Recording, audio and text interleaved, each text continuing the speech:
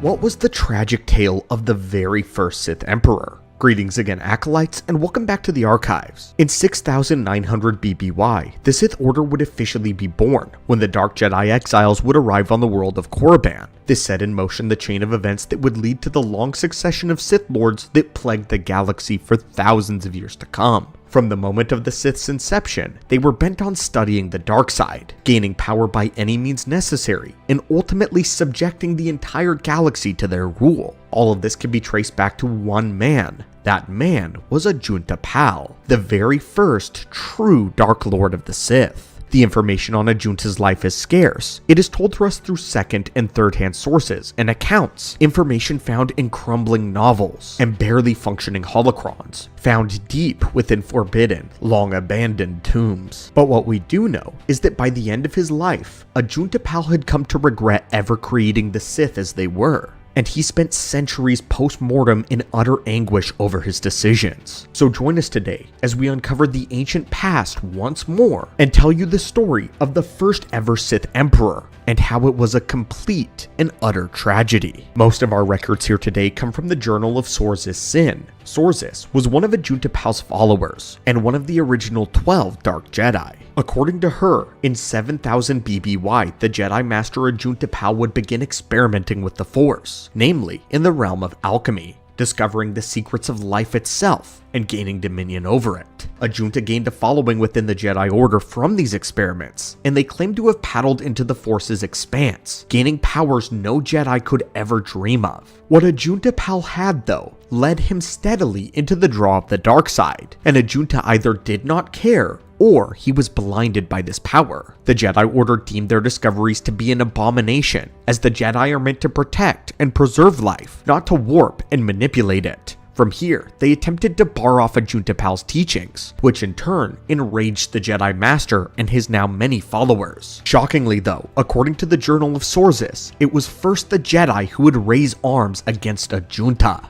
claiming that it was their duty to destroy the dark side in all of its forms. Sorzis Sin says the war could have been avoided, but there are in fact conflicted accounts and histories, and the Jedi Order themselves claimed that Ajunta was the one that declared war on them out of anger. Even the spirit of Ajunta Pal himself did not know what exactly happened, and he couldn't remember whether they acted or whether they were discovered. History may never know who struck the first blow in this long war, whether it was the dogmatic Jedi or the rebellious Dark Jedi. But either way, the Second Great Schism was now in full effect, and the kickoff to the 100-Year Darkness began. Of all of the wars documented in all of Star Wars lore, the 100-Year Darkness is one of the most important, at least explained in history. Sorzis Sin makes passing references to such battles as when the Dark Jedi won a victory on the world of Belmora, wherein she used her alchemical monsters, which she called Leviathans, to break down the barricades and run roughshod over the Jedi defenders. The Leviathans that Sin had developed were gargantuan creatures made of dark side magic, which could absorb the life force from Jedi and house it within skin blisters. There were legions of them which killed many Jedi before they were eventually hunted to extinction. These monstrous, twisted creatures were a staple of the 100-Year Darkness, as they bolstered the ranks of the Dark Jedi, who were inferior in number to the main Jedi Order. But along with the alchemical beasts, it was said that they used force-based battle tactics, some of the first in recorded history. This was mentioned in the Trap of Flukawa, which the Jedi Order almost defeated the Dark Jedi Brethren had it not been the force-centered tactics around Karnus Mur, one of the most important Dark Jedi. But the war didn't end here, and according to scattered evidence, there were possibly even battles carried out on Coruscant, Alderaan, Rafa 5, as well as lightsaber crystals from these worlds could be found in the tomb of Ajunta Pal and the ancient Sith Lord Tula Kord. There may even be a chance that the Dark Jedi had used the Starforge before. The entire time this war waged on, Ajunta and his Dark Jedi only steeped deeper into the darkness. Whether or not Ajunta Pal knew whether they joined the dark side intentionally or not did not matter, as they had now come to fully embrace it. They used alchemy to extend their lives just so that they could keep fighting for their brothers to the very bitter end. The biggest tragedy in all of this, though, is that even the Sith say that this could have all been avoided. But the bitter end of it all would come at the Battle of Korbos, which saw the end of the 100-year darkness officially. With the Leviathans now all but extinct, and the Dark Jedi numbers rapidly dwindling, a junta and his followers made a valiant final stand until they were cut down to only 12.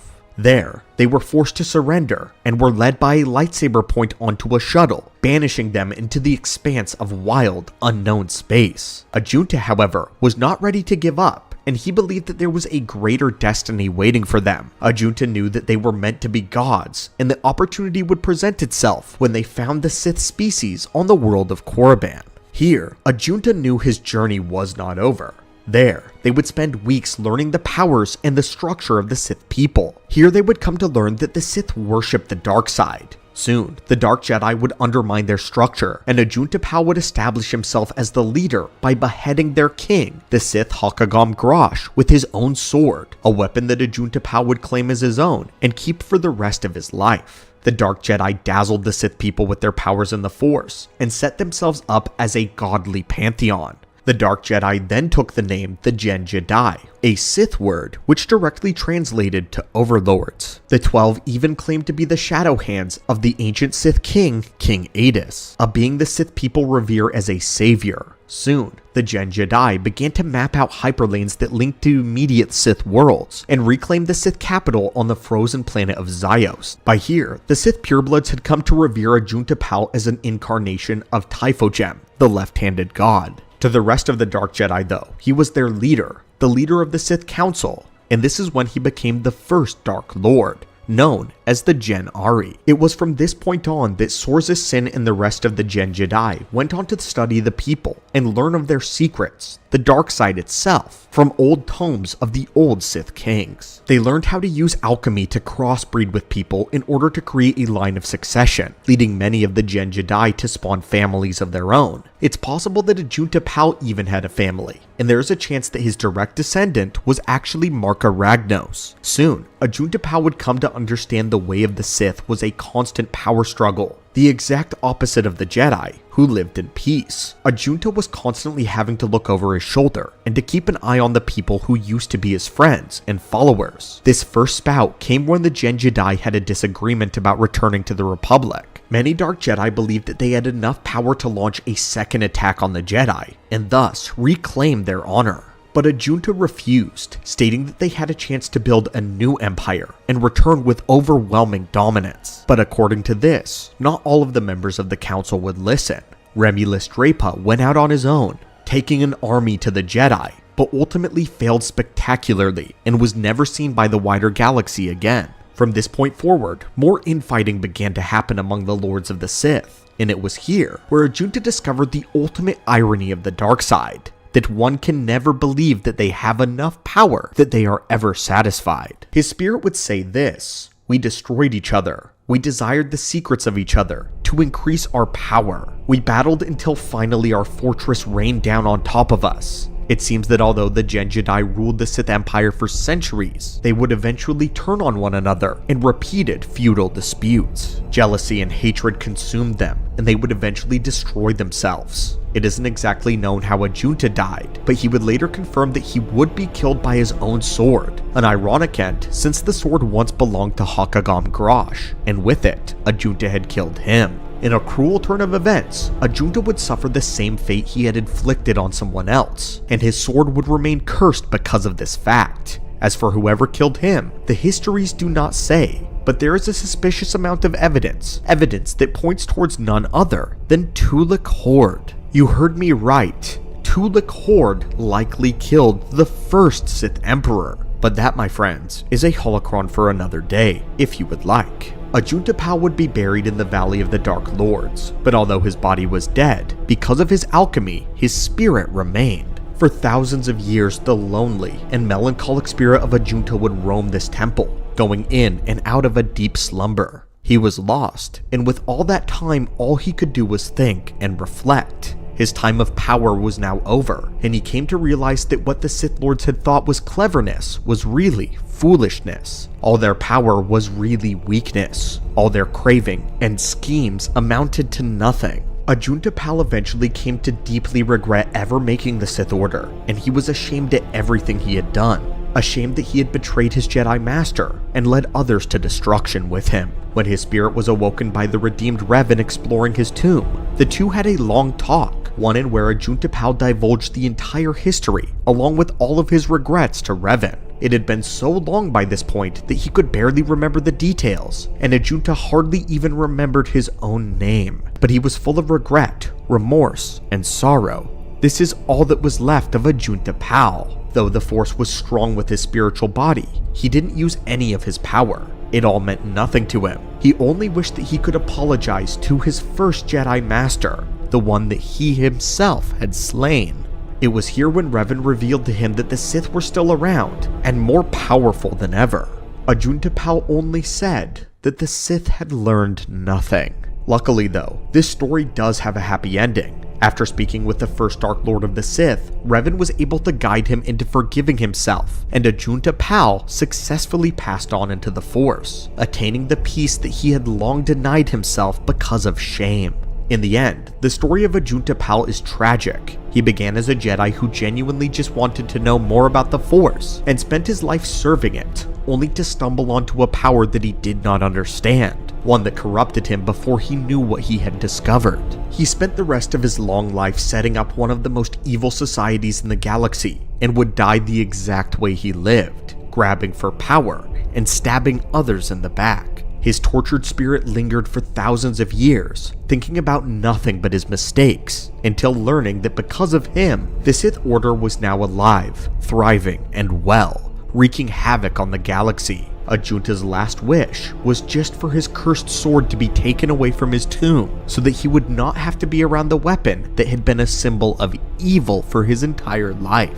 A symbol of his failures. It's incredibly fascinating how the founder of the Sith did not stick to this way, a way that so many others did after they died. Ajunta spent his eternity in a tomb, not stewing in darkness, but mulling over mistakes. And although the Sith remain, Ajunta Pal at least got to pass on. But that, my friend, Vitiate was considered one of the most evil beings to ever exist from the very moment of his birth. Born with pitch black eyes, inhuman intelligence, and an appetite for torture and death, one can only wonder where this creature of vile darkness came from. Well, enter his father, Lord Dramath. Welcome back, disciples of the Force, to the archives we have been awaiting you. In Star Wars, once in a millennium, a truly great being will come around from seemingly nowhere. Vitiate would go on to become one of the most fearsome beings the Force had ever seen, a terror which would reshape the galaxy as we know it. However, his father, Lord Dramath, was much less accomplished than his son would become. Unlike his illegitimate son,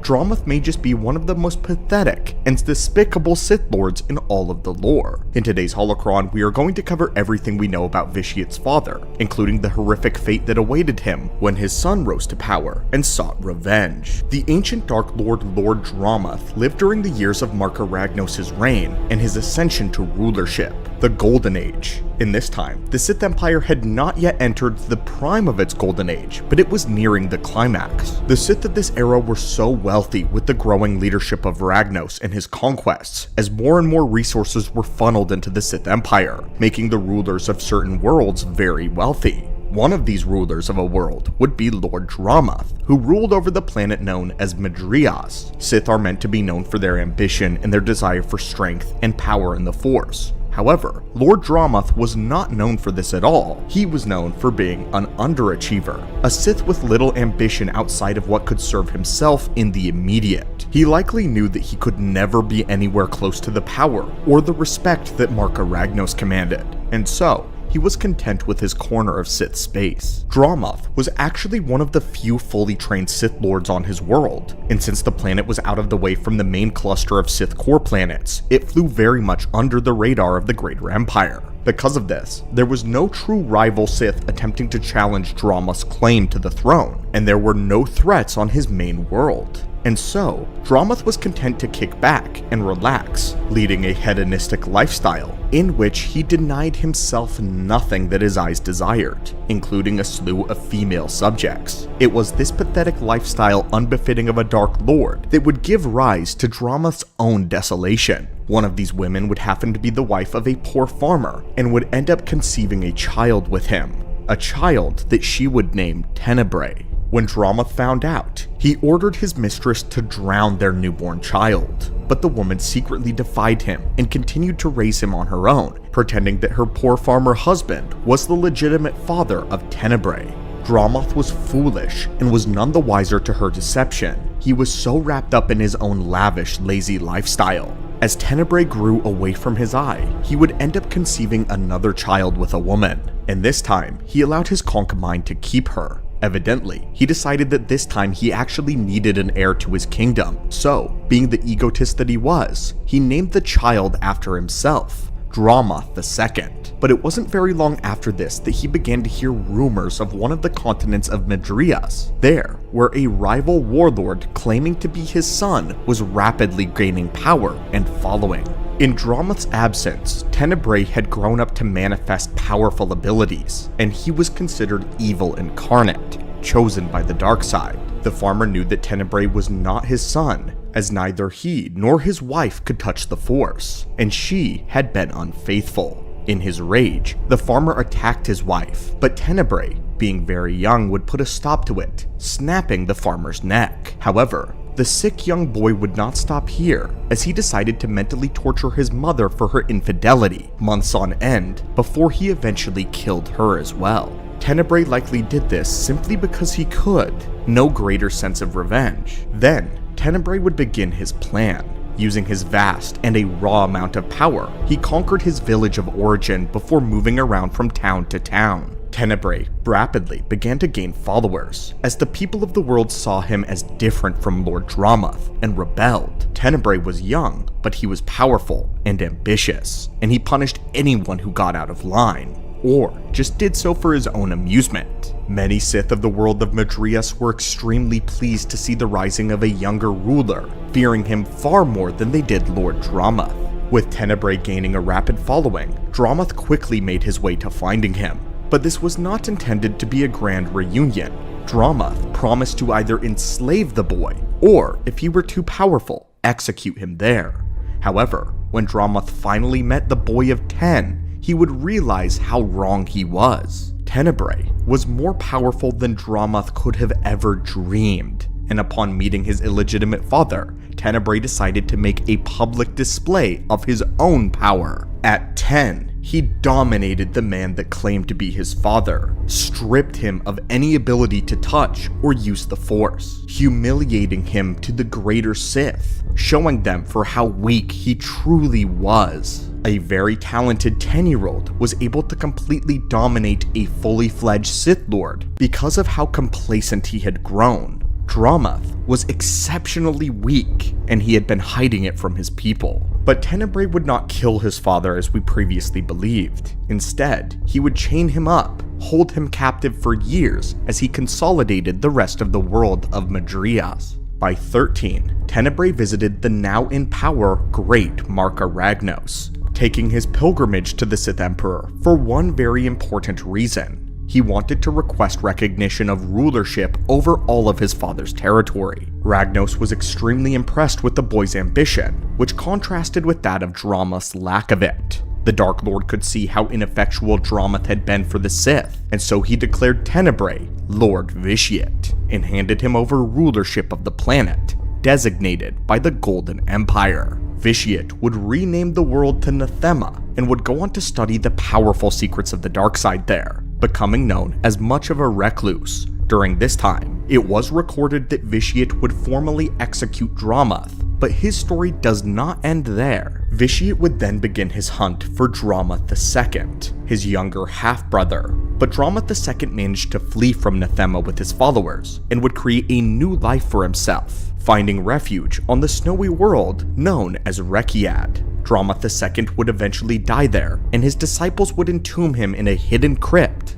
located in the first of two plateaus that comprised the Twin Spears. It was in this tomb that Dramath II left behind a datapad, one of the few mentions of Nathema and Lord Vitiate, and from this datapad, a millennia later, Revan would discover the secret of who Vitiate really was. But back to Vitiate. While the rest of the Sith had deemed Dramath as a forgotten and embarrassing memory, Vitiate had secretly kept his father's spirit alive in a sense, placing the Dark Lord's spirit in an old holocron. After the golden age of the Sith would fall with Naga Sadow, and the Jedi and the Republic became aware of the Sith yet again, Vitiate performed the ritual of Nathema to gain ultimate power. He then would keep his father's spirit in that single holocron for the following 1,000 years as his power grew exponentially. In his pastime, Vitiate would torture the spirit of Dramath for his personal amusement, and Vitiate would come to find a kindred spirit in his father. The holocron was locked away in a secret vault beneath a structure known as the Sanitarium, which was the very last habitable structure on the entire world of Nathema, especially after Vitiate drained it of all life.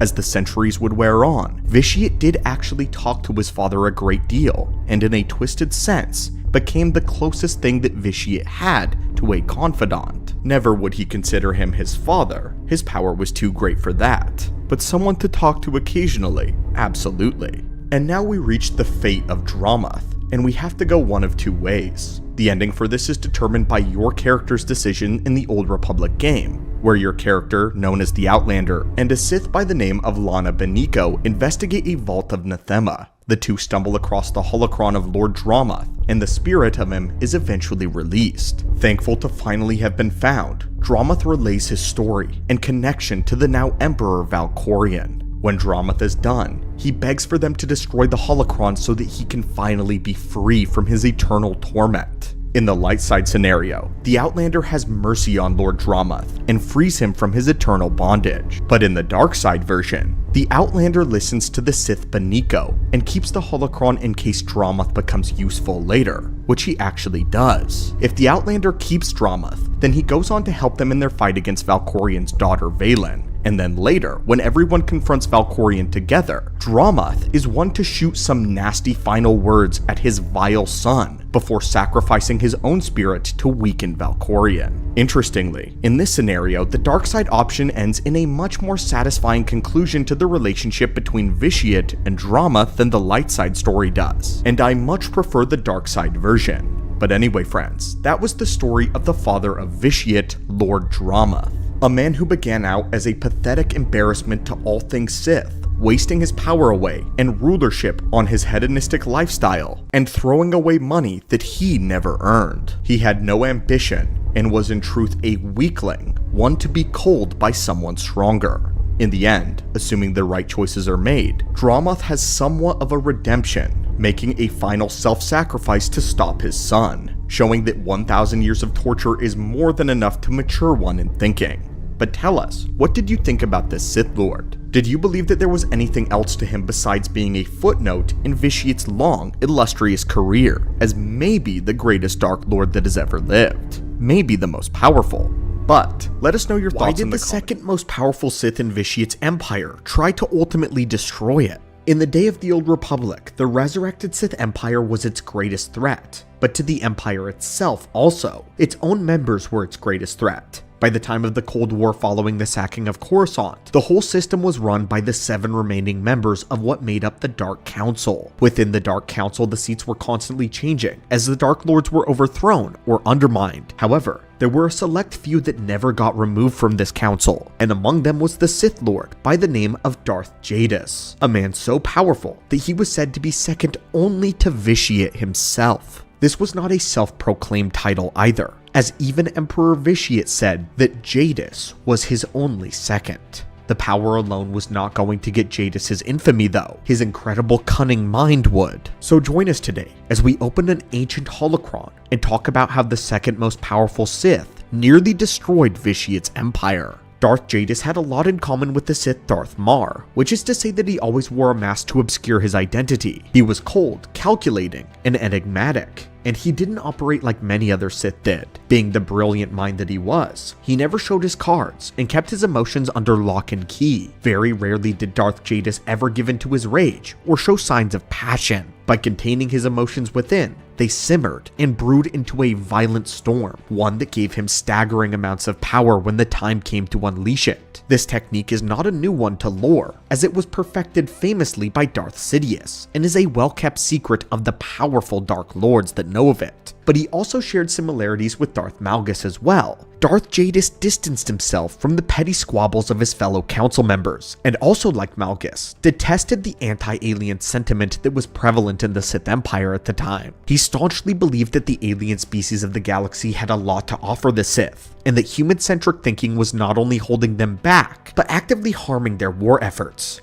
Darth Jadus always had a belief of greater glory for himself and for the Sith, and to do this, he inspired hope in the common folk of the Empire. He believed in the innate usefulness of anyone regardless of their race or their Force sensitivity. This gave him a tendency to uplift ordinary citizens, and non-Force users as well, rather than other Sith who would have squandered the talents of the Fallen. All of these traits combined fostered a sense of unease and mistrust of him in other Sith comrades. However, it instilled an almost religious fanaticism in his followers. Despite being named as the second most powerful Sith in the entire Empire, rarely did Darth Jadus ever do his own fighting. Ironically, he actually hardly ever saw combat, as he was the overseer of the Imperial intelligence spy network, having taken control of it sometime after the start of the Cold War. Not only this, but a precious few ever saw the man in person. He almost always acted through intermediaries, and to add to his mystery, he only ever took a single apprentice, his own flesh, his daughter. He had sired a child some time back and trained her to be strong and cunning,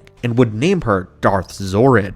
But in raw power, he had no equal, besides the Emperor, of course. While his recorded feats may be few, we have many examples of his esoteric powers. He had the ability to use Force Corrupt, which allowed him to dominate the minds of even strong-willed Force sensitives. It also seemed that he knew the secret of dark side healing, but one of his most impressive powers, believe it or not, was teleportation. Force teleportation is not an easy ability to master. It required the knowledge to literally fold space itself with the Force, which allowed instantaneous travel between one point to another. It was an ability held by precious few, including Vitiate, and later in the timeline, Darth Jadus, who learned it from the Aangti monks. Plagueis once alluded to teleportation being a secret ability of the ancient Sith, but it was out of his range of power. Even Luke Skywalker mentioned that if such an ability did exist, it was far beyond his capabilities at the time of recording it. It's no wonder that Vitiate admitted to Jadus being only his second, and even said that he was the best Sith that the Empire had ever produced.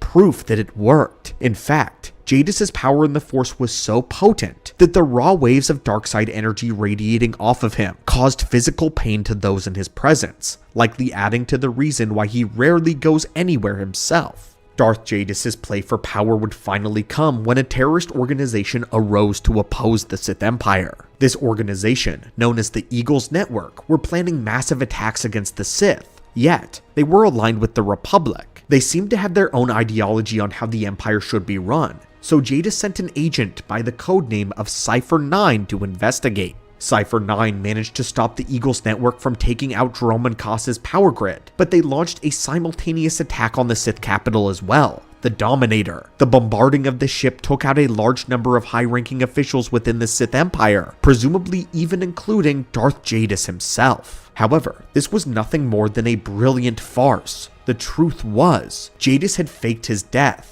and was in fact the puppet master of the Eagles Network. The leader of the terrorists, simply called the Eagle, was now doing the bidding of Darth Jadus by using experimental superweapons, weapons known as Eradicators, to launch devastating attacks on Imperial holdings. The Eradicators were a genius combination of biological and mechanical components. They were like seeds which could be planted in a planet, and activated through codes to grow into a weapon which could potentially annihilate a city. In his absence, the Dark Council elected his daughter, Darth Zorid, to take his seat. Meanwhile, they began fighting each other over claims to Jadus's resources, of which he had many. No one was able to challenge him before, so now that he was gone, everything he had was open, and the weaklings had formed like buzzards to pick the bones. The infighting, however, weakened them further and left them vulnerable, all a part of Jadus's plan. From the shadows, the Sith Lord continued to use the Eradicators against the Empire until all faith was lost in the Council. Jadus believed the Dark Council was holding the Empire back from its true great strength, so he would bring it back to its former glory, taking it back to its isolationist ways, as Vitiate had once constructed.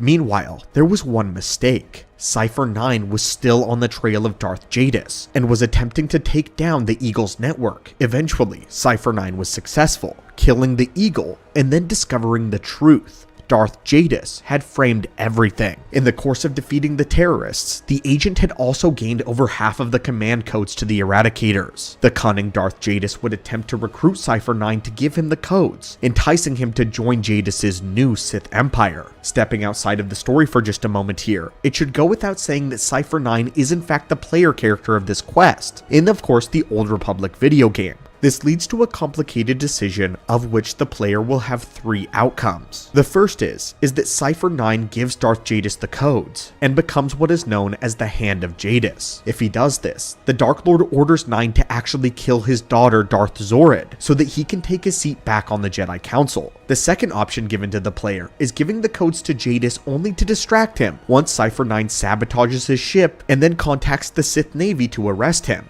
And finally, there is the third option, using the codes to deactivate the Eradicators. In this case, Darth Jadus mysteriously vanishes once they become useless. In any of these three cases, the Dark Lord soon learns of Vitiate's plan to wipe all life from the universe, so Darth Jadus leaves the known galaxy to better enact his plans of reshaping the Empire in secret. And to this very day, in Star Wars Legends lore, the fate of Darth Jadus is unknown. He could theoretically still be out there. And so, as far as we are currently aware, the story of Darth Jadus has come to a close here. None of the three options have been established as canon in this timeline whatsoever, so it's really up to your interpretation of the lore. Personally, I like the idea that Cypher 9 respects Darth Jadus' manipulation so much that he ultimately joins him and becomes the Hand of Jadus. Of course, this wouldn't matter, and would ultimately be undermined once Vitiate becomes Valkorian, because once that happens, he's basically unstoppable to the Sith Empire alone.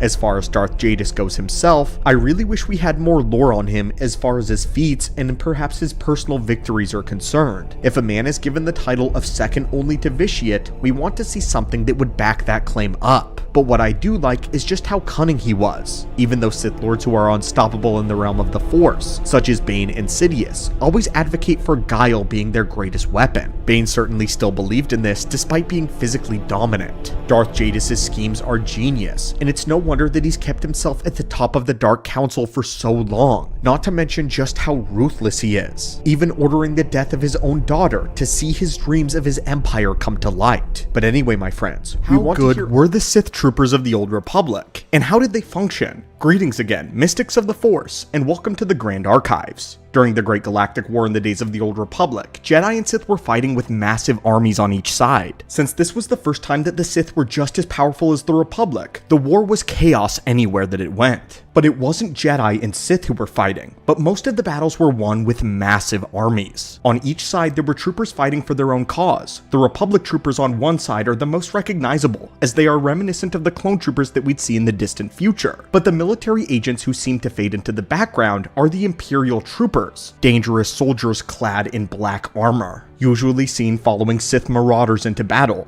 These were the Sith troopers, men and women who risked their lives in the service of the reconstituted Sith Empire, and yet, we know shockingly little about them in favor of their dark side wielding masters. So join us today as we explore everything that there is to know about the Sith troopers, and how they stack up to the stormtroopers of Sidious's empire. Before we dive in, we did want to make it known that out of universe, the information on the Sith troopers is quite obscure, as they do not receive as much focus as the Republic commandos would. In the Star Wars The Old Republic game, the Imperial Trooper is not even a playable class, contrary to the fact that the Republic Commando is. Instead, they opted for the Imperial Agent class, which is more to deal with the subterfuge of the frontline combat. This relegates the Sith troopers to be more of a backdrop to the war rather than a main focus, as the Empire just needed a standard infantry unit to be seen following the Sith Lords into battle. but that's not to say there's nothing that we know about them at all. The Sith Trooper, more commonly referred to as the Imperial Trooper, were all humans bred from birth by the Sith Empire for one purpose: to fight. They were conscripted from a caste of non-Force sensitives in the Empire, simply called the Enlisted class. Any and all families born into this caste of the Empire was basically raised with the foreknowledge that their destiny was to don the black and red armor and be shipped on the front lines to die. All of this was decided by the Sith Lords long ago, which was why the Empire had a massive army, ready for when the time came to invade the Republic, as they had been building it for centuries. It was also why the Sith seemed to have a near limitless supply of soldiers to throw at any enemy. The Empire was not a free society, so all had to obey the rules of whatever caste they were born into, unless they were strong enough in the Force to climb out of that caste. The most Imperial troopers never got the chance, and would only die as soldiers. Many of them met horrible fates by being shredded apart by blaster fire on the front lines of combat, being eaten by wildlife on hostile worlds that they fought on, or worst of all, displeasing their powerful masters. Yet, they accepted all of this willingly, and they were indoctrinated since birth to blindly follow and remain loyal at all costs to the Sith Empire.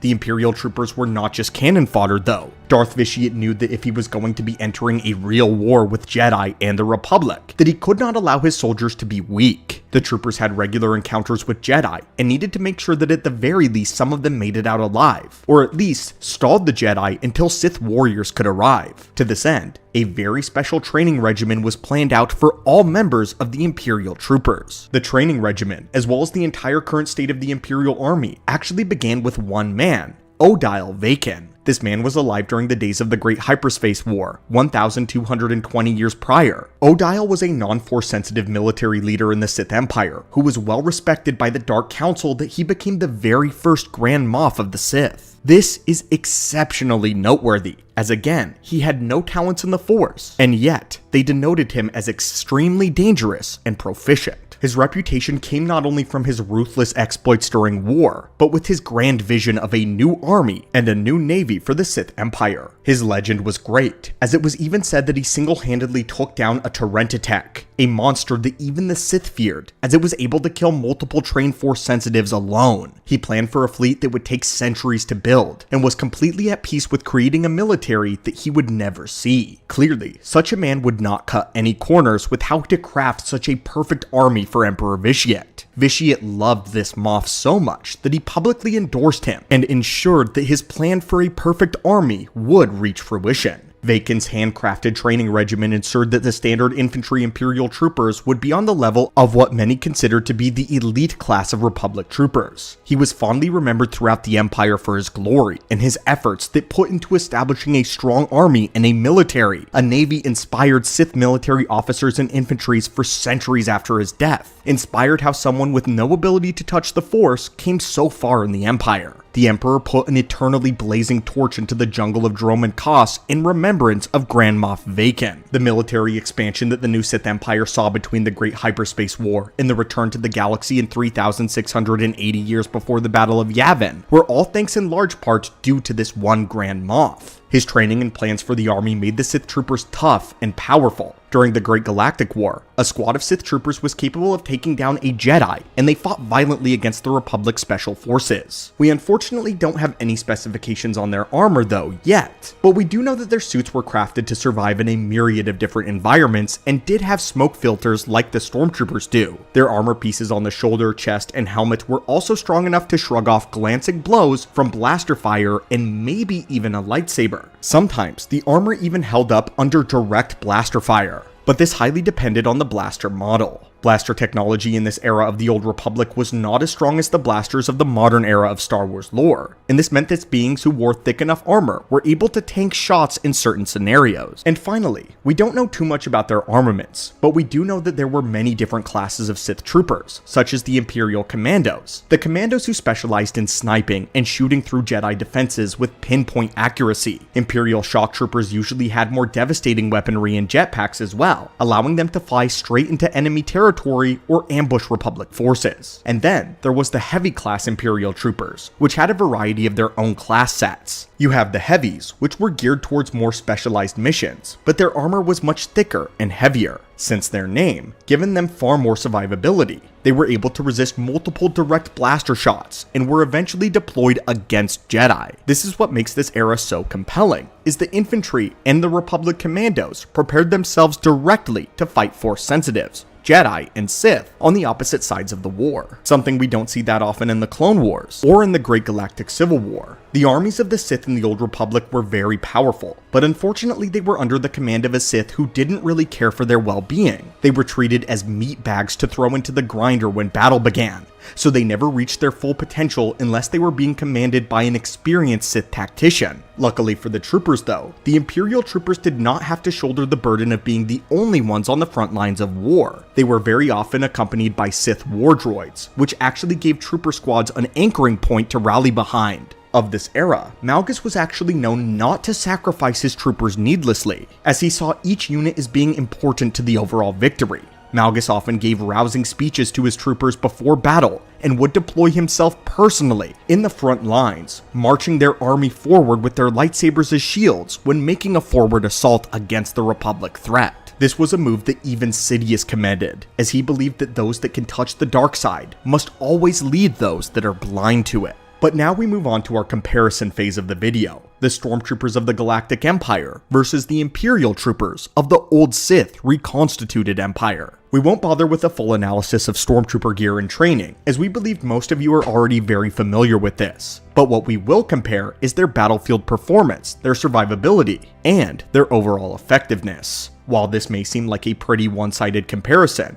those who are longtime viewers of the channel will know that we are known as Stormtrooper apologists of sorts here. They are a bad representation in most forms of Star Wars media, but they are not the bucketheads that we see on screen most of the time, at least not in the totality of all of the lore. The Stormtroopers were akin to Marines, being an elite infantry unit deployed for multiple situations. They followed in similar ways of overwhelming numbers. In fact, Darth Sidious used their uniformity to instill fear in his enemy. The philosophy behind Stormtroopers was that if you shoot one of them down, an identical one will take its place, like a Hydra, rendering your small victory worthless. But there are many things that separate the Sith Imperial troops from the Stormtroopers. Even if we take out the fact that Imperial troops were often led by Sith Lords on the front lines, their effectiveness was undeniable, and it all comes down to the quality of trooper. I don't think there is any debate among us that a squad of Phase 2 clones would just annihilate a squad of Stormtroopers. This is because Sidious focused so much on quantity that he sacrificed individual quality. His Hydra-like philosophy of cut off one head and two more will take its place comes to the Stormtroopers just doesn't hold up when they are met with opposition who is superior to them in almost every way. Just talking about the armor for a moment, the Sith Empire spared no expense when it came to the armor and armaments of their military. This was a campaign against the Republic after all, and they needed to win it. Vitiate had harvested entire planets dry of their resources in order to bolster the Sith war machine. Sidious focused on big weaponry, which rendered the quality of his soldiers' gear pretty cheap in comparison. The plastoid armor of the Stormtroopers will not hold up against the Imperial Sith, especially the heavy troopers. And yes, we do take into account that blaster technology was much less powerful in the Old Republic, but even if a Sith trooper were to take a direct shot from an E11 blaster, we're almost certain that they would be able to survive long enough to get at least medical treatment. A Stormtrooper, though, would go down instantly from this. But what about the quality of their battlefield performance? Imperial troopers regularly faced Jedi on the front lines, and were given instructions on how to deal with Force sensitives. The Grand Moff Odile Vacan was well aware of the loss that the old Sith suffered during the Great Hyperspace War was due to the fact that the Jedi were involved, so his training regimen would 100% include tactical problem solving for encountering Force sensitives. An entire hallway full of Stormtroopers can't handle so much as an advanced Jedi Padawan, and that all comes down to the era in which they were trained. It was the clone troopers who administered Order 66 and did most of the Jedi Purge cleanup along with Darth Vader. The normally conscripted humans who became Stormtroopers lived almost 5 to 10 years after this. And speaking of human conscripts, Stormtroopers were drafted from specific individuals around the Empire that signed up at a certain age. The Imperial troopers, though, were bred to fight from birth. This is a very clear divide in power of the Sith Army and the Imperial Stormtrooper Corps. I would go as far to say that each standard infantry unit of the Imperial troopers were equivalent to a Dark Trooper from the Galactic Empire. And if both groups had similar numbers, the old Sith troops would absolutely curb stomp the stormtroopers. But anyway, my friends, you've come to seek the forgotten truths, secrets the Jedi and time itself has tried to bury. You wield your lightsabers, those sterile, lifeless tools, believing them to be the pinnacle of power, but you know nothing of true weaponry, nothing of the blades that once ruled the galaxy. The Sith warblades crafted through sorcery and forged in fire and the blood of one's enemies were not mere weapons, but extension of one's resolve. They held the strength of the dark side itself, binding hatred, fury, and conquest into a masterpiece of both artistry and destruction. They made a weapon that embodied the duality of elegance and brutality. Its blade, forged from a dark, nearly indestructible alloy, is etched with ancient Sith runes that pulse faintly with the crimson glow, alive with the dark side of the Force itself. Along with the fuller of the blade, precious jewels are embedded, blood-red rubies, dark onyx, and glinting obsidian, each one imbued with a fragment of the Force, enhancing the weapon's power and presence. These jewels shimmer ominously in light, their beauty a stark contrast to the blade's purpose, to deal death. The hilt is crafted with a rare and exotic metal, and accented with intricate gold, the spiral so beautiful, the angular pattern so strike. Despite its ornate appearance, the grip is wrapped in blackened leather, ensuring the wielder maintains full control during combat. The crossguard flares out with jagged edges, sharp enough to injure an opponent even in a defensive stance, and it again glows faintly with a fiery hue. A reminder that this blade is much more than a weapon of conquest. It is a symbol of mastery. Though adorned with fine materials, there is no mistaking the warblade's lethal intent. Its weight is balanced perfectly for powerful sweeping movements, and its edge is honed to razor-sharp precision, capable of cleaving through armor, bone, and resolve. In battle, the blade becomes an extension of fury, a conduit for the dark side that overwhelms enemies with each devastating blow. The jewels, beautiful, serve as reservoirs of energy, amplifying the wielder's connection to the Force, fueling the blade's devastating strikes. The weapon is no mere decoration. It is the ultimate embodiment of the Sith's philosophy. It is beauty intertwined with destruction, power wrapped in decadence, and death delivered with elegance. To wield the Sith warblade is not to wield a weapon, but the will of the dark side. Each blade is a masterpiece, a relic of devastating power. Unlike your glowing toys, these were forged to endure, to dominate, to crush hope itself. They shattered shields, deflected energy, and tore through the resolve of any who dared to stand against the Sith. Even now, the power of the swords calls to those with the courage to seek them, waiting in the shadows of tombs for a worthy hand to claim it.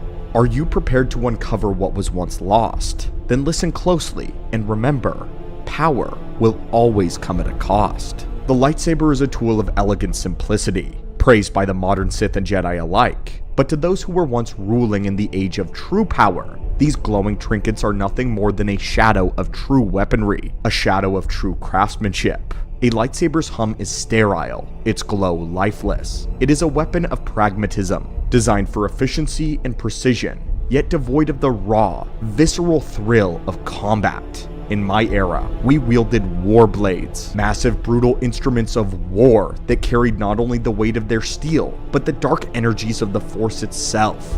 Every swing of a warblade was a symphony of power, a testament to the wielder's mastery over the blade and the dark side. The presence of a warblade on the battlefield would break an enemy's resolve before ever the first strike landed. The weapons were imbued with the essence of the creator, forged through rituals that bound the dark side to the very metals. When you swung a blade, you didn't just strike flesh, you struck at the spirit. Each blow carried with it hatred, fear, and passion of generations of Sith magnified by the Force. Their callings can be heard. A lightsaber cuts cleanly, leaving no trace of its wielder's intent beyond an act of severance. But a warblade crushed, it tore, it maimed. A warblade left behind scars both physical and spiritual that would never heal. And then you have the thrill of combat, an experience lost to wielders of the lightsaber. A lightsaber's weightless blade requires no strength, no endurance, no connection to the weapon.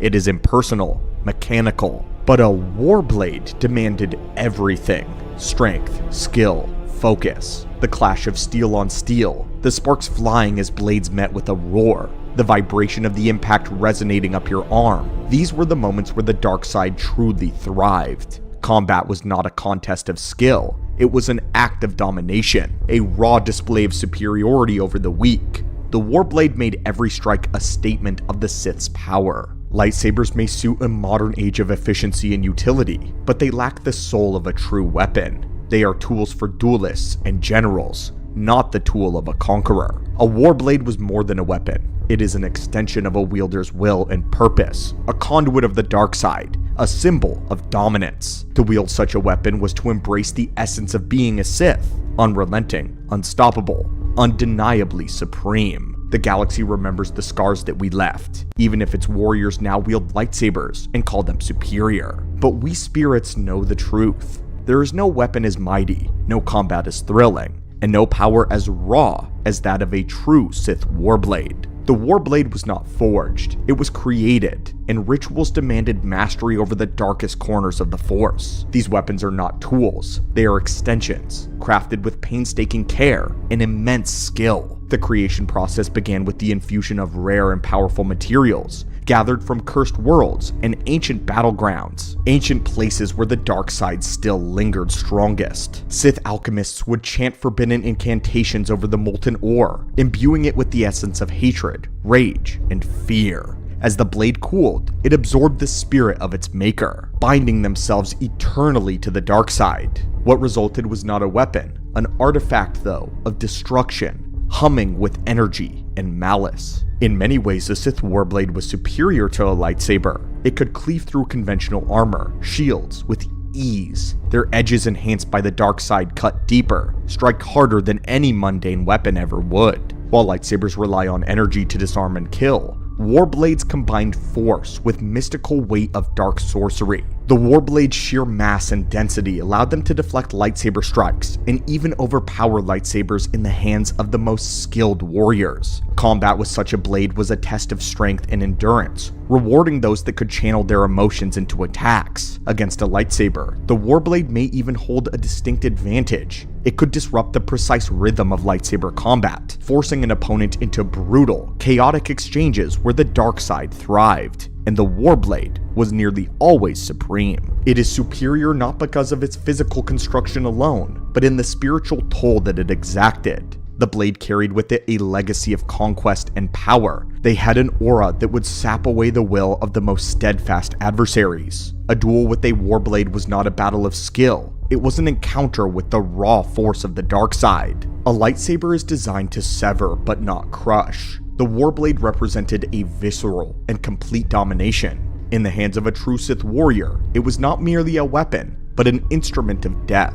And yet, the era of the warblade has long since passed on, its secrets lost to time and the relentless intervention of the cursed Jedi. The ancient Sith who forged these masterpieces were driven to extinction, their knowledge scattered or destroyed by millennia of conflict. What remains of the warblade's legacy lies buried in forgotten tombs, its power diminished in the eyes of a galaxy that worships efficiency over artistry. The lightsaber, efficient, symbolic in its own right, has come to define the modern Force wielder, while the warblade reigns supreme only now in memory. But for those who remember, the warblade remains the epitome of a Sith's power, a weapon of conquest, passion, and supremacy. Its forgotten dominance is a tragedy of history, a testament to the destructive power of time and the victories of those who sought to extinguish the Sith's flame.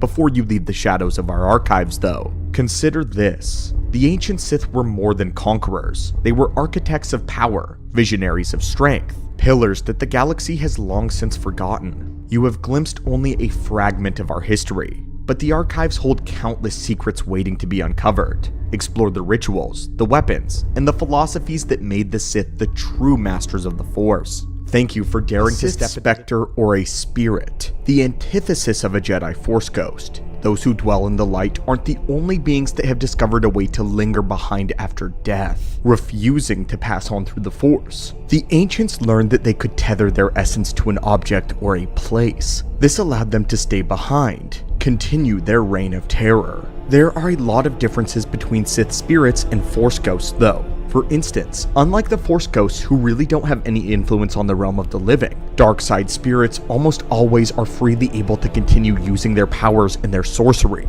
It's quite frequent for Sith spirits to attempt to harm or to tamper with the unlucky living who find them. Galactic conflicts have begun because of the influence of a Sith spirit. But just like our recent video about Force ghosts, where did they begin? Who was the very first Sith Lord that became a spirit in all of galactic history? Well, the answer is not as straightforward as it may seem. We sense that this was a holocron that you had a particular interest in. So, shall we open it and learn the origins of the Sith spirits? Deciphering who exactly was the very first Sith spirit is not going to be easy.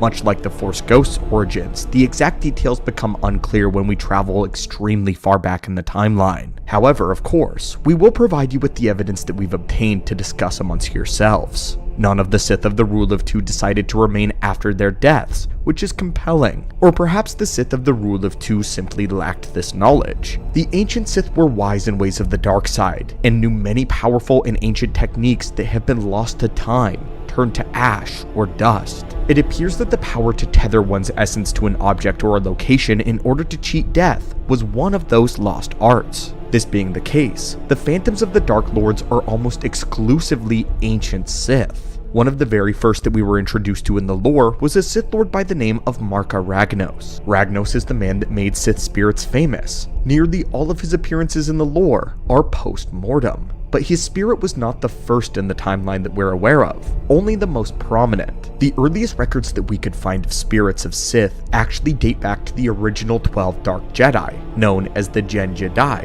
who were banished from the world of Ossus following the 100-Year Darkness. If you've previously seen our video on our Force Ghosts, then you know that in Legends continuity, the knowledge of how to become a Force Ghost as a Jedi was a secret, but that it may have dated back all the way to Master Rajavari, the man who established the very first Jedi High Council, and it seems that the life-tampering Gen Jedi decided to take this knowledge and corrupt it using the dark side. To date, we know that Zozan, Karnus Mur, Darth Endedu, Tula Kord, and Ajunta Pal were the first Sith spirits to manifest themselves. It seems appropriate that the very first true Dark Lords of the Sith would also manifest as the first Sith spirits. At this point, they had been alive for hundreds of years due to the dark side, knowledge that they had uncovered from the tombs of ancient Sith kings. According to the old histories, it was said that each of the Dark Jedi began to crave one another's secrets, which drove them into a civil war. The infighting destroyed the Gen Jedi collectively, and most of them died in a single massive battle. Unfortunately though, we don't exactly know which of their order died here, so deciphering which of them manifested as a spirit has proven to be a tricky task. But what we do know is 3 confirmed survivors: Tula Kord, Endedu, and Ajunta Pal.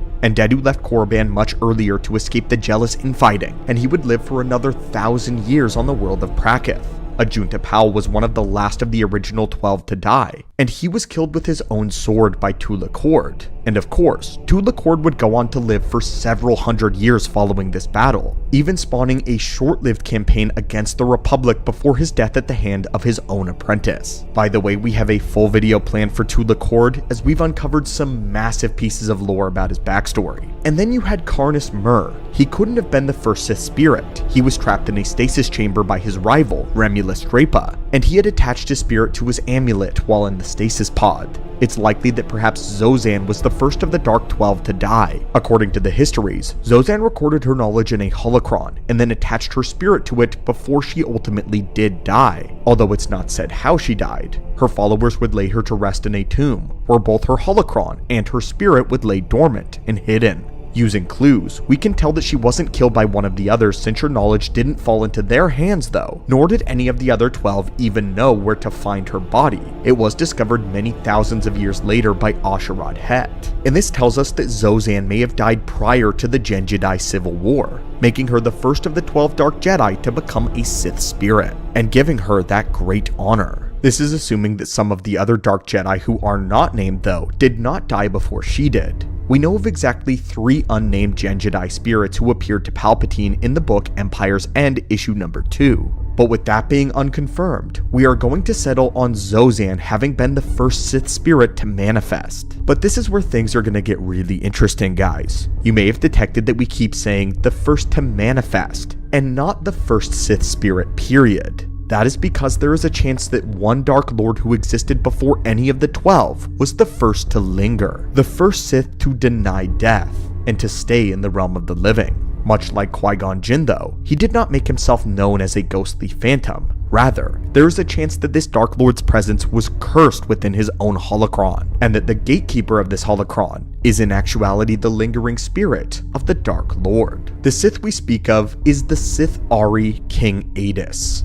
There had been no king like him in history, born with charcoal black skin and an uncanny strength both physically and within the dark side. Adus was the first Sith king in all of pure-blooded history to unite the warring tribes of Korriban as one. He conquered all by his might alone, as none could challenge him. He wielded 2 force-imbued battle axes in each hand, while it was said that even the mightiest among that day could not wield one of them. This ushers in a 200-year period in the ancient history known as the Reign of the Axe. This is where King Adus was supreme. During this era, he gained even more strength and power, becoming utterly unstoppable. When the Rakata arrived at his world, they were terrified at his strength and attempted to catch him off guard with gifts and hospitality.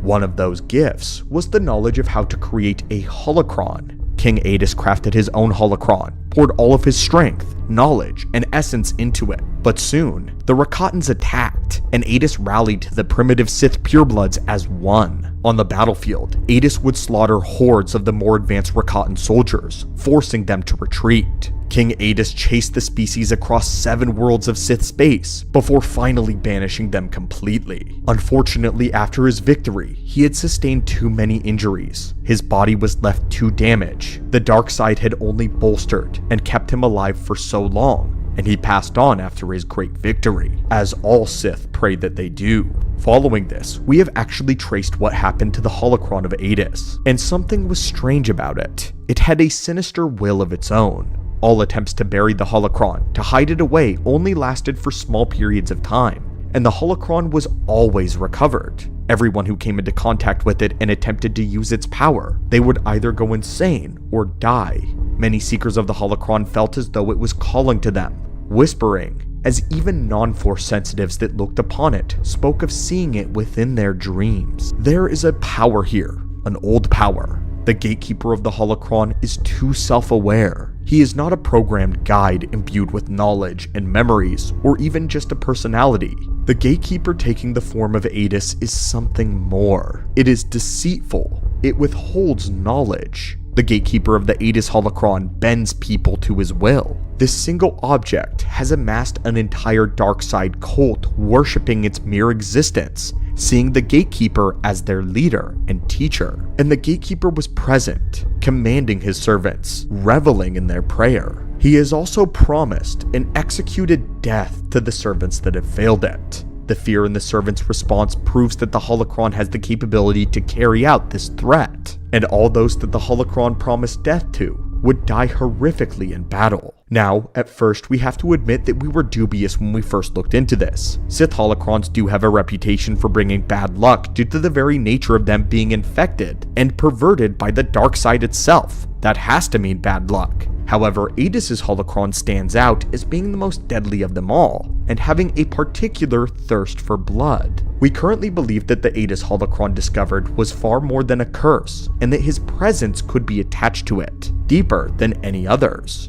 Our earlier theory proposed that the Gen Jedi brought over the knowledge of Force ghosts from their Jedi past, and then corrupted it with the dark side. If you follow that logic, it only makes sense that they were the only ones to be able to manifest in these phantom-like forms. But since King Adus predates them and all of their knowledge, he was the only one to imbue his holocron with his presence, the only one to enact his will through the gatekeeper. So it's the same principle, but a different method. But now we've presented our evidence. Exar Kun's most horrific kill. Probably one of the most horrific kills in Star Wars lore, if we're being honest. A kill that changed the galaxy forever. Greetings, Acolytes, and welcome back to the Archives. Every time the Sith return, they are always trying some harebrained scheme, one designed to destroy the Jedi and take over the Republic. Oftentimes that means attacking it from the outside with some new weapon or a new army.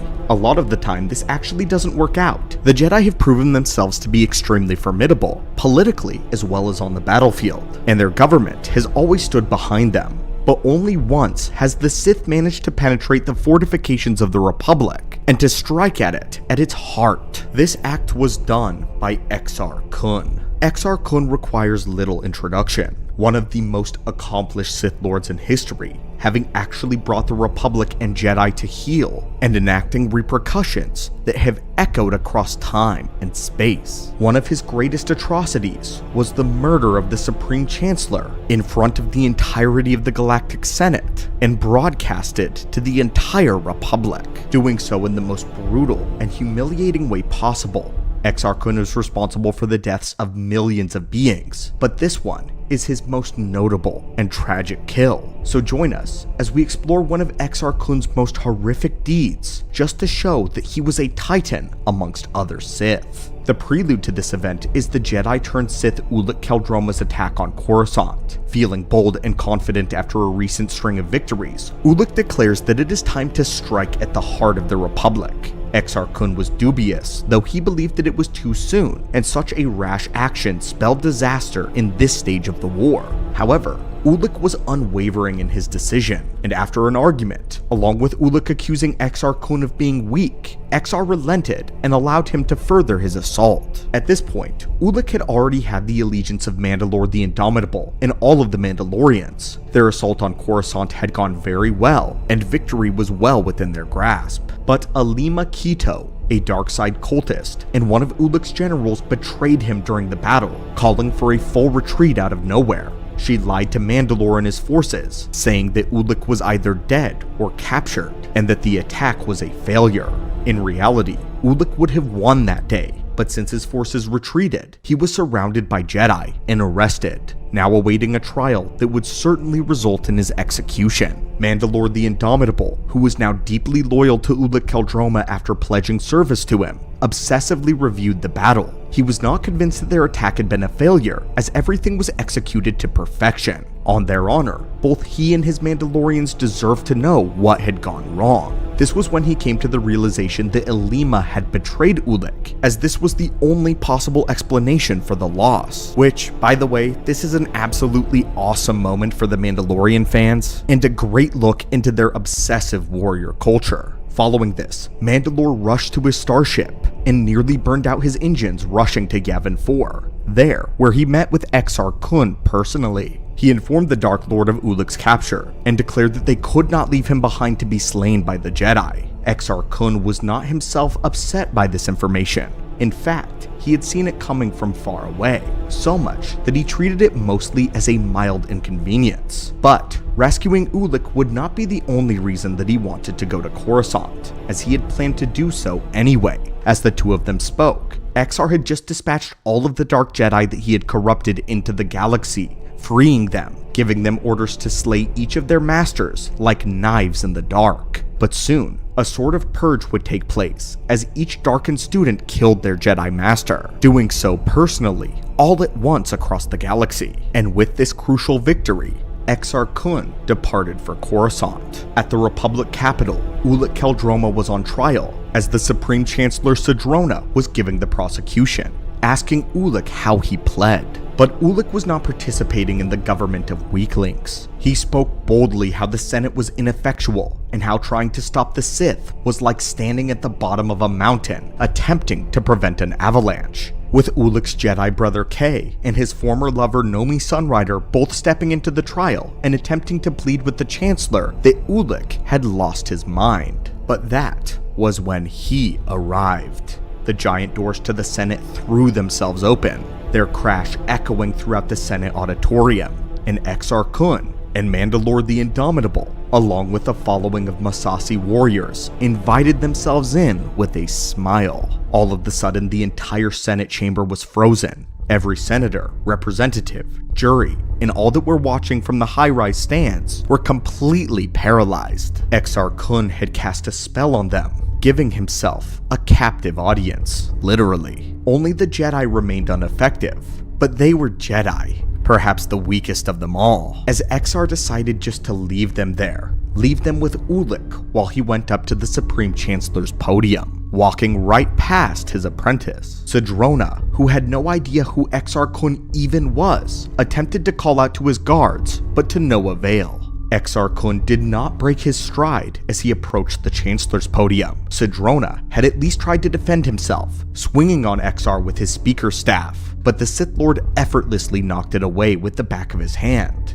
And then he began his speech. "I just wanted to say that you and the whole Republic Senate are irrelevant. The Jedi Knights have coddled you for centuries." Exar Kun spins the Chancellor around and grabs the back of his head. His fingers dig straight into the back of Sidrona's skull and into his very brain. His Sith magic begins to take effect as Exar lifts the Chancellor up with a single hand, showing the entire Senate. From this point forward, everything Exar Kun says, the Chancellor is forced to repeat, echoing to everyone. And with this comes the speech of the Sith. "You are outdated and ineffective, puppets to tradition. Go on, show us. The Sith Empire will rise again, and we are the spark. The flames will wash over the crumbling Republic, consume all of your works, establishing the glorious days of a lost golden age, far greater than any of us can know. You can choose either to be a part of this great rebirth, or you can stand in our way." Look, Ulic, they're speechless. Exar's sheer power had completely overwhelmed the old body of the Supreme Chancellor, and he died right as Exar Kun's fingers left his brain matter. Exar dropped the old man's body to the ground like a sack of meat, and that's when he gave the closing statement to his speech. All of this was just to show them how weak they were. The Sith do not want their cooperation. The Republic isn't even a part of the plan. And with that, Exar Kun simply turned around and walked off the podium, leaving the Jedi in complete shock. Right as Exar and Ulic were about to depart, however, one person arrived to stop their party. Master Vodo Siask Boss, Exar Kun's Jedi Master. He had arrived at the end of this dark threat, one of his own making. Unfortunately, as Exar Kun unveiled his double-bladed lightsaber, Vodo's fate would come crashing down at its blade. But that, my friends, is a story for another day. This was by far the most horrific kill of all of Exar Kun's career, and it had to be the Supreme Chancellor of the Republic. Many Sith aim for great feats such as this, a chance for the galaxy to witness their power, but very few have ever gotten the ability or the opportunity to make a fool out of the Republic in such a public way. What Exar Kun did was brutal, devastating, but most importantly humiliating to the galactic government. The fact that the entire purpose was to make them seem useless, especially next to his awesome power. Exar Kun walked in the front doors of the Coruscant Senate building with no one able to stop him. He froze the entire Senate, and then literally puppeteered the Supreme Chancellor, forcing him to denote the Republic and speak of the coming Sith Empire. He did it in the most horrendous way possible, shoving his fingers in the back of the skull. At least Exar Kun's other victims got the luxury of a quick death by a lightsaber. With Exar Kun utilizing two extremely powerful Sith spells, it proves just how strong he was. No single person had any chance of stopping him, and even this, the worst, was still yet to come, and he hadn't even destroyed the Jedi homeworld of Ossus yet,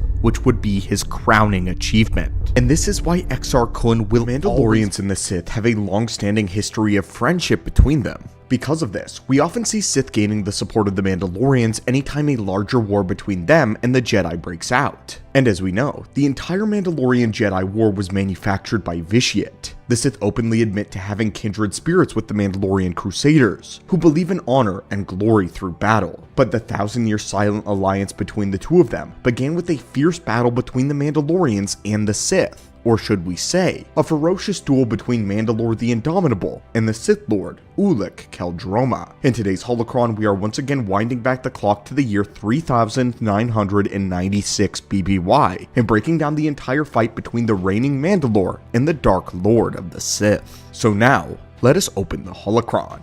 Our story today comes from Tales of the Jedi Dark Lords of the Sith number 6. Our story begins approximately 6 months after the noble Jedi Knight Ulic Qel-Droma was turned to the dark side and joined his former friend Exar Kun as a Dark Lord. The two, with their ancient Sith amulets, accidentally summoned the spirit of Marka Ragnos, who informed them that they were now the heirs to the Sith. Marka Ragnos bestowed upon them the title of Sith Lord and commanded them to bring back the Golden Age of the Empire. Now we go into Tales of the Jedi, the Sith War #1. To this end, Exar Kun was going to do his work on the Jedi homeworld of Ossus, deceiving the masses with lies about the dark side and gaining many followers from the Jedi Order. Meanwhile, it was Ulic that was holding down the Sith-owned worlds of Empress Tita, which was comprised of 7 central planets. But what Ulic was dealing with was undesirable interference. The Mandalorian Crusaders under the leadership of Mandalore the Indomitable had been leading raids on several of the Sith worlds. The advanced technology of the Mandalorians had been absolutely crushing the antique weapons of the Empress Tita system. What confounded Ulic, though, was that the Mandalore hadn't even made any demands upon him, but he was bent on conquest. Finally, the Sith Lord had had enough and established a connection with the Mandalorian leader himself. Once the Sith Lord and Mandalore were finally in contact, Mandalore revealed that he knew very well who Ulic was. Having heard of him through his Jedi exploits on Onderon, Mandalore had been specifically raiding the Empress Tita system to get the attention of Ulic, as he desired to battle him one-on-one.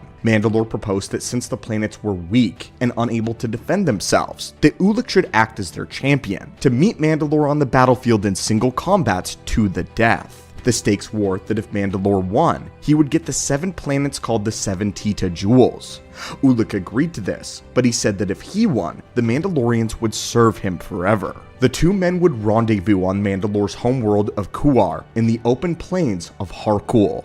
By this point, Ulic Qel-Droma was extremely confident, not only in his skills as a fighter, but also his powers in the dark side. At this point in history, we can place Ulic as the second finest duelist in the entire galaxy. Ulic was the only person to actually stalemate Exar Kun. In fact, in all of his comic appearances, Ulic Qel-Droma never loses a lightsaber duel, not once. The only time he didn't finish one was when he was willing to put his weapon down. But the fact is that based on his feats in the lore, and the fact that at this point in the story Ulic has been gorging himself on the dark side for half a year, we can comfortably put him at Nightfall Anakin level. I kid you not, Ulic Qel-Droma was that good. All of that is to say though, that Ulic had good reason to be confident, and because of this, he allowed Mandalore the Indomitable to establish all of the terms of their fight. Mandalore would take full advantage of this, and heavily unbalance the fight in his favor. He knew that Ulic was strong in the Force, so Mandalore's weapon of choice was known as a war mount, also known as the Basilisk War Droid. These things were staples of the ancient Mandalorian Crusades, and were basically giant semi-sentient droid mounts which had an animal life self-awareness, and were bound to their rider. Basilisk war droids were armed with an array of weaponry in and on their armored frame, including blasters and pulse wave cannons, shockwave generator rods, and shatter missile launchers. The Mandalorians were known for riding Basilisk war droids down into the atmosphere of a world from space at tremendous speeds, utilizing the gravitational force and the element of surprise to overwhelm their enemies. The subject of the Basilisk war droids is very extensive and won't be covered in this holocron in entirety, but if you would like a full breakdown on the ancient Mandalorians' greatest weaponry, be sure to let us know if that's something you'd be interested in. Anyway, while Mandalore was allowed to have his war mount, Ulic was also not permitted to even stand on solid ground. The battle is taking place in a valley between 2 broken towers. Ulic was forced to fight standing on a web of large chains suspended from the ground and hung between those 2 towers. But as big as these odds were, the Force is the great equalizer, and Ulic was able to maintain his balance perfectly on the chains. The beginning of the fight was not seen in the comic, unfortunately, but when we enter, the duel has already commenced. Mandalore the Indomitable swoops down on his war droid, unleashing a barrage of blaster fire at the Sith Lord.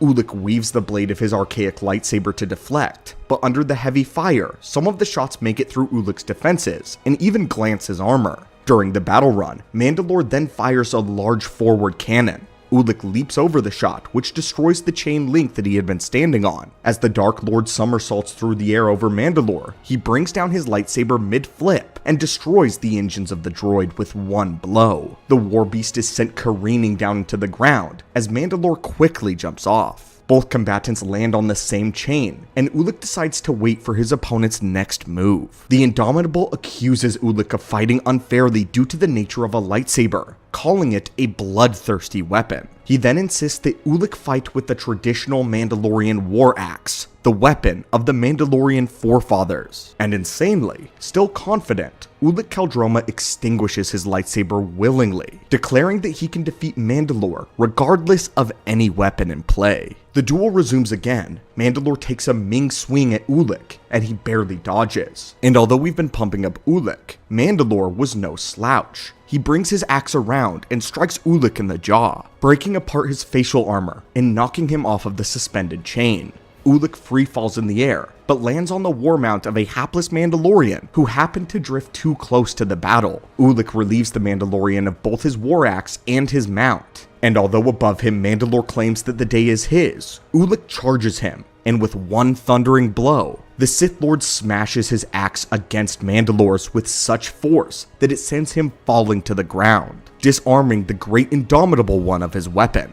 The Mandalorian leader was defeated, and Ulic stood over him, triumphant. The defeated warrior remarked that it was a glorious combat, and he succeeds. Mandalore tells Ulic that the warriors are his, and to kill him. But instead, the Dark Lord states that he has no interest in the Mandalorian's death, but has a much better fate for him in mind. From that point forward, Mandalore the Indomitable served as the Sith Lord's general for the remainder of the Great Sith War. What we see of this duel is unfortunately brief, but it establishes an important relationship moving forward in the story. What is a little disappointing is how the Mandalorians act during this fight. Despite being a warrior of honor, he puts Ulic at a massive disadvantage by literally using heavy artillery, while also denying him any solid ground. The moment Ulic actually does take down the war beast, Mandalore accuses him of foul play simply because he used his lightsaber. What's more, is that he also technically attacks an unarmed opponent, as when Ulic puts his lightsaber away, Mandalore attacked the Sith Lord without giving him a replacement weapon.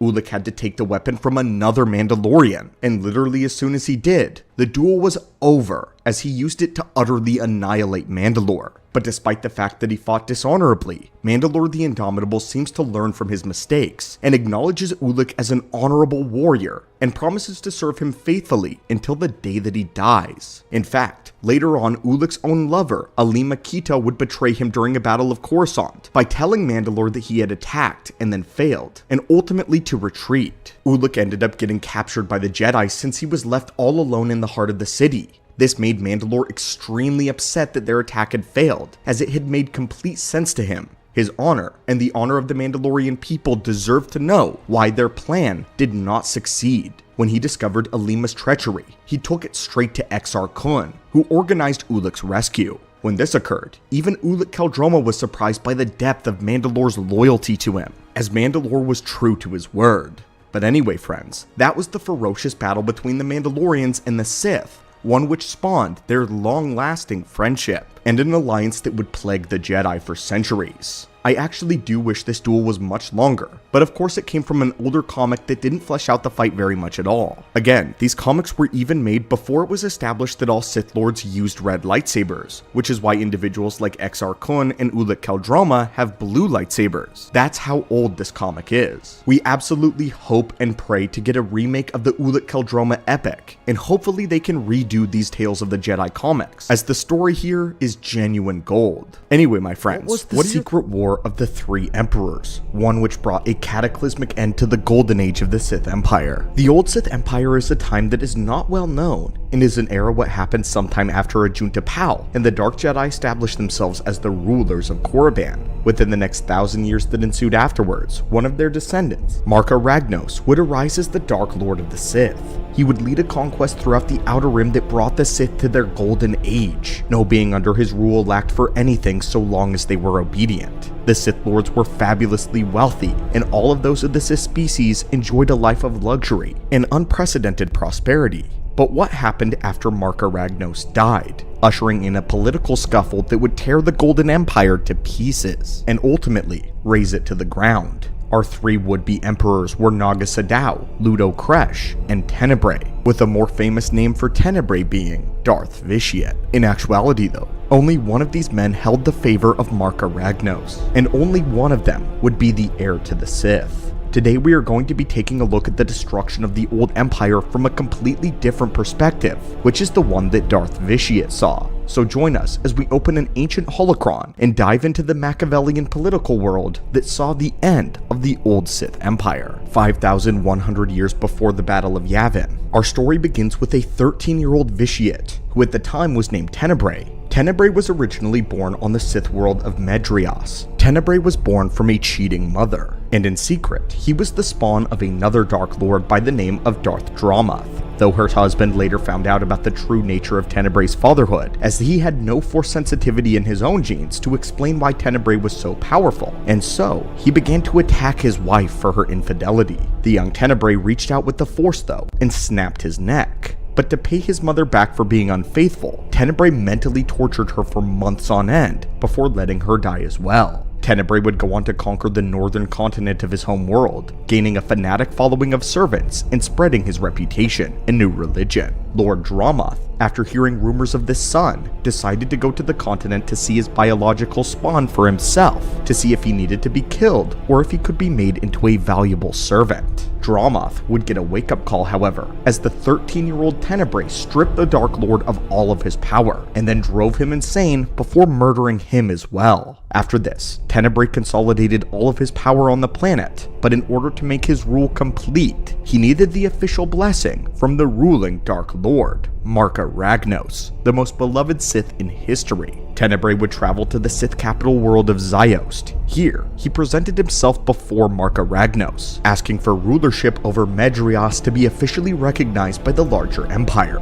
Ragnos was greatly pleased when he first saw Tenebrae. At the time, he was only a preteen, with nothing but the coldest, evil black eyes. A boy who had managed to conquer his entire home planet and even killed a notable Sith Lord in Lord Dramath with relative ease. Tenebrae was a true prodigy. For most Sith, they would see Tenebrae as a threat to be eliminated immediately, but for the great and wise Marka Ragnos, the man who took enough risks to bring the golden age of the Sith to pass, saw nothing but opportunity in the boy. He denied Tenebrae's request to become his apprentice, as Ragnos was not foolish, and he saw nothing but pure ambition in the boy, something that was to be commended. But too close to home would be too much of a threat. Instead, he would publicly endorse Tenebrae, granting him rulership of his home planet, and dubbing him Lord Vitiate. Along with this though, Marka Ragnos gifted him many books and scrolls from his private collection. Ragnos was very interested in the boy's potential and likely saw him as a candidate for the successor of the Empire, the next Emperor. As a side note, the politics of the ancient golden age of the Sith Empire are fascinating. Marka Ragnos was impressed with Tenebrae, but he was no fool, and he realized he was too dangerous to be at his side. I absolutely love the small details about the Sith. But back to our story. 100 years would pass after he was deemed Vitiate, and Tenebrae would gain a great reputation of something of a reclusive scholar, a sharp contrast to other Sith conquerors. Vitiate spent a great deal of his time locked in his own palace, studying the dark side. Many Sith students would seek him out for knowledge, and Vitiate would openly welcome many students, teaching them to abandon restraint and to use the storm of the dark side. This was a relatively unheard of technique during these days, as Sith believed that the easiest way to power was unleashing one's rage. But Vitiate had a much more refined control of his power. He became so focused and potent that he didn't let it run wild within him. This was a technique that Sidious would later emulate. By internalizing and pressure cooking one's rage and hatred, the dark side became a thick storm, its power circulating within one's body, but not to be unleashed when the time was incorrect. Vitiate learned to master the dark side within himself, and when he chose, he would be an unstoppable geyser of the dark side. Just about everyone in the entire empire had heard tale of Vitiate and respected him a great deal. Vitiate even had admirers from the Dark Council. But what's compelling is Vitiate never participated in the politics of the wider Sith. He never joined the council and made himself self-sufficient on his own world, which had now been renamed to Nathema. 5,000 years before the Battle of Yavin, the unthinkable would happen, and Marka Ragnos would die. After having ruled the Sith for hundreds of years, the Dark Lord would be one of the few to pass away peacefully of old age. Everyone in the Empire adored Ragnos, and no one was able to betray or murder him, even when he was old. A massive funeral procession was to be held for the deceased Dark Lord, when our next two candidates would make themselves known, Ludo Kresh and Naga Sadow. Both were members of the Dark Council directly under Ragnos, and both had been gunning for the position of the Dark Lord and Emperor as soon as they smelled that Ragnos was near death. So then, before the man's body was ever even cold, Sadow made his move. During his life, Naga Sadow had preached an expansionist philosophy, as he believed the only way for the golden age of the Sith to spread was to conquer more systems. Being so far removed from the rest of the galaxy stagnated the Sith Empire's economic growth and technological knowledge and advancement. And now, the old aristocracy had died off, only to be replaced by warriors consumed with quests of power. The old leaders of the Golden Age were gone, and it was time for a new generation to further the legacy and efforts of Marka Ragnos and to thrust the Sith into greater heights. However, the threat of all of this was the Republic, which lay in the main part of the galaxy. Until now, the Sith and the Republic had been coexisting in relative peace, mostly due to ignorance of one another. While the Republic had little plans of ever interacting with the Sith Empire, there was a growing sentiment of fear in the Empire of the Republic, and that the Republic was advancing their weaponry and technology and would one day plunder the Sith worlds. The shadow of the Republic loomed over the Sith Empire, which was why Ludo Kresh had a more conservative ideology. Kresh believed that things were fine as they were, and that to preserve the Golden Age meant to keep themselves away from the eyes of the Republic, living with what they already had made,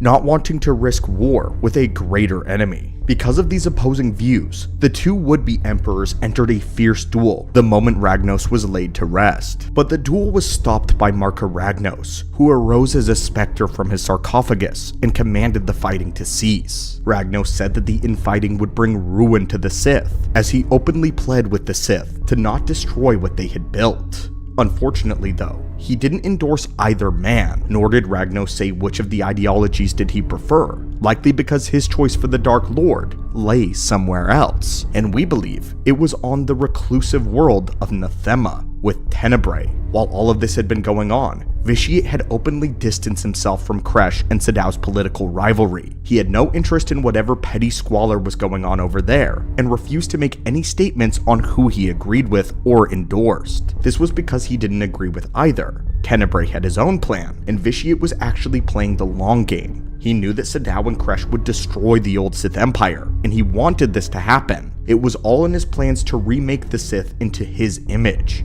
which meant that the old had to be wiped away. Vitiate knew that he didn't need Marka Ragnos' worshippers, Sadow's followers, or any Kresh loyalists making up his empire. Vitiate wanted subjects devoted to him, just how he had on Nathema. So Vitiate watched from a distance as the victorious Naga Sadow became the Dark Lord and led an open campaign against the Republic, which would become known as the Great Hyperspace War. And because of this dramatic failure and the betrayal of Ludo Kresh, Naga Sadow's entire fleet was annihilated at the Battle of Korriban. Kresh's army fell soon after, as the Republic attacked him as well. And while Sadow did manage to escape with his slaves and live out the rest of his days on Yavin 4, none of the battle ultimately mattered. Vitiate had what he wanted. The Empire was at its lowest point and ready for the crafting. In the wake of the defeat of the Sith Empire, Vitiate began making himself known, spreading a rhetoric of fear through transmissions, broadcasting speeches across the Empire. Vitiate described how the Jedi would destroy the Sith and massacre its people once they discovered they were still around, and Vitiate stoked the Empire's fear and carefully drove its people into a panic. This was aided when the Jedi invaded the Empire and destroyed any sacred Sith texts that they could find, as well as old artifacts. Assuming leadership, Vitiate called all remaining Sith Lords to Nathema, offering them aid in a ritual that he had discovered, promising that they would unleash the full power of the dark side beyond anything that they could imagine. While this technically was not a lie, it definitely wasn't what the other Sith expected. At the same time, Vitiate had his own researchers attempting to locate the world of Droman Kas, one of the Sith Empire's original colonies. This was a place that had been lost to history, and Vitiate believed that this was the perfect hiding spot from the Jedi and the Republic. So now, Vitiate's plans were coming together. 8,000 Sith Lords arrived on Nathema for the ritual, but when they did, Vitiate dominated their minds and bound them to his will. He forced them to participate in a ritual that lasted 10 days, and upon its completion, all life on the surface of Nathema was annihilated, except for Vitiate. He absorbed the life force of an entire world, stripping the force from the very fabric of reality. He gained unimaginable power and immortality. At that moment, the man shed his identity as Vitiate and became simply known as the Emperor, a figure of immense power and wisdom in the eyes of the fellow Sith that managed to survive. He would blame the annihilation of Nathema on the Jedi and would take what remained of the Sith people and the Empire to Dromund Kaas to hide. There, he would rebuild the Empire in his own image. Nathema was unfortunately lost to history, never to be found until hundreds of years later. And Vitiate, or should we say the Sith Emperor, had done it. He had won the War of the Three Emperors and came out as the only survivor, though it would come at the cost of Marka Ragnos' golden age coming to an abrupt end. From the beginning, Vitiate cared very little about what Marka Ragnos wanted. He didn't worship the Dark Lord the same way that everyone else did, but he respected him and saw him as useful. Of course, Ragnos knew this, which is why he respected Vitiate more than any other member of the Sith Empire. Vitiate was not one to fawn all over the ground on which Marka Ragnos walked just to curry favor, and Ragnos appreciated this, which was likely why he saw fit to give Vitiate the title of Dark Lord and see what he would do with it. We do know, though, that the spirit of Marka Ragnos was ultimately very displeased that Vitiate let the Golden Age die, as 1,000 years after this, the spirit of Ragnos would appear to Exar Kun and Ulic Qel-Droma, dubbing them heirs to the Sith Empire. Marka Ragnos would task them with bringing back the Golden Age of the Sith, apparently having given up on whatever Vitiate was doing in unknown space. Even though Ragnos respected Vitiate for his power and ambition, the boy prodigy had ultimately destroyed Marka Ragnos' dream. But this now brings up a fascinating topic. Let's just say that Exar Kun succeeded in destroying the Republic and taking down the Jedi. In a world where the Golden Empire of the Sith was reborn, he would eventually be forced to deal with the rival Emperor, which was Vitiate's reconstituted Sith. This would pit Exar Kun against Darth Vitiate, and more than likely, Valkorion with the Eternal Empire after this. Imagine a reality where these two Sith Titans actually went head to head for rulership of an empire. But that was how Vitiate won the War of Three Emperors and became the true successor of Marka Ragnos' empire. So my friends, torture is one of the less savory parts of the galaxy far, far away. And unfortunately for the dissidents of the empire, the new regime had perfected it into an art form. Greetings, students of the Force, and welcome back to our archives. Imperial torture was notorious in the galaxy even after it was outlawed once the Empire fell. They had several standard methods of interrogation in order to get the information that they pleased, and sometimes, for very special cases, the Empire got rather creative and unconventional. Under Sidious, there were absolutely no restrictions on brutality of the interrogation. All methods were on the table, and all methods were to be used by officers if they thought it was necessary. This spawned machines of horror and torture, such as the Mind Flayer, to be put into regulation. And in this video, we will be walking the blood-stained corridors of the Imperial holding cells in order to discover the truly horrific methods of torture and what the Empire really got up to. We wanted to begin with the Mind Flayer, as this was a machine with a terrifying reputation among rebel soldiers. When Cara Dune mentioned that she had heard rumors about the Flayer during her days as a rebel shock trooper. The first time we actually witnessed one of these machines in action, though, was when the New Republic repurposed a Mind Flayer machine to be used for the opposite of its intended effect. Dr. Penn Pershing forcibly underwent this treatment with the 602 mitigator, which was a reconstructed Mind Flayer that used a much lower voltage setting than was normal. The intended effect on this device was not to torture, but rather for therapy, specifically for Imperial remnants that needed rehabilitation.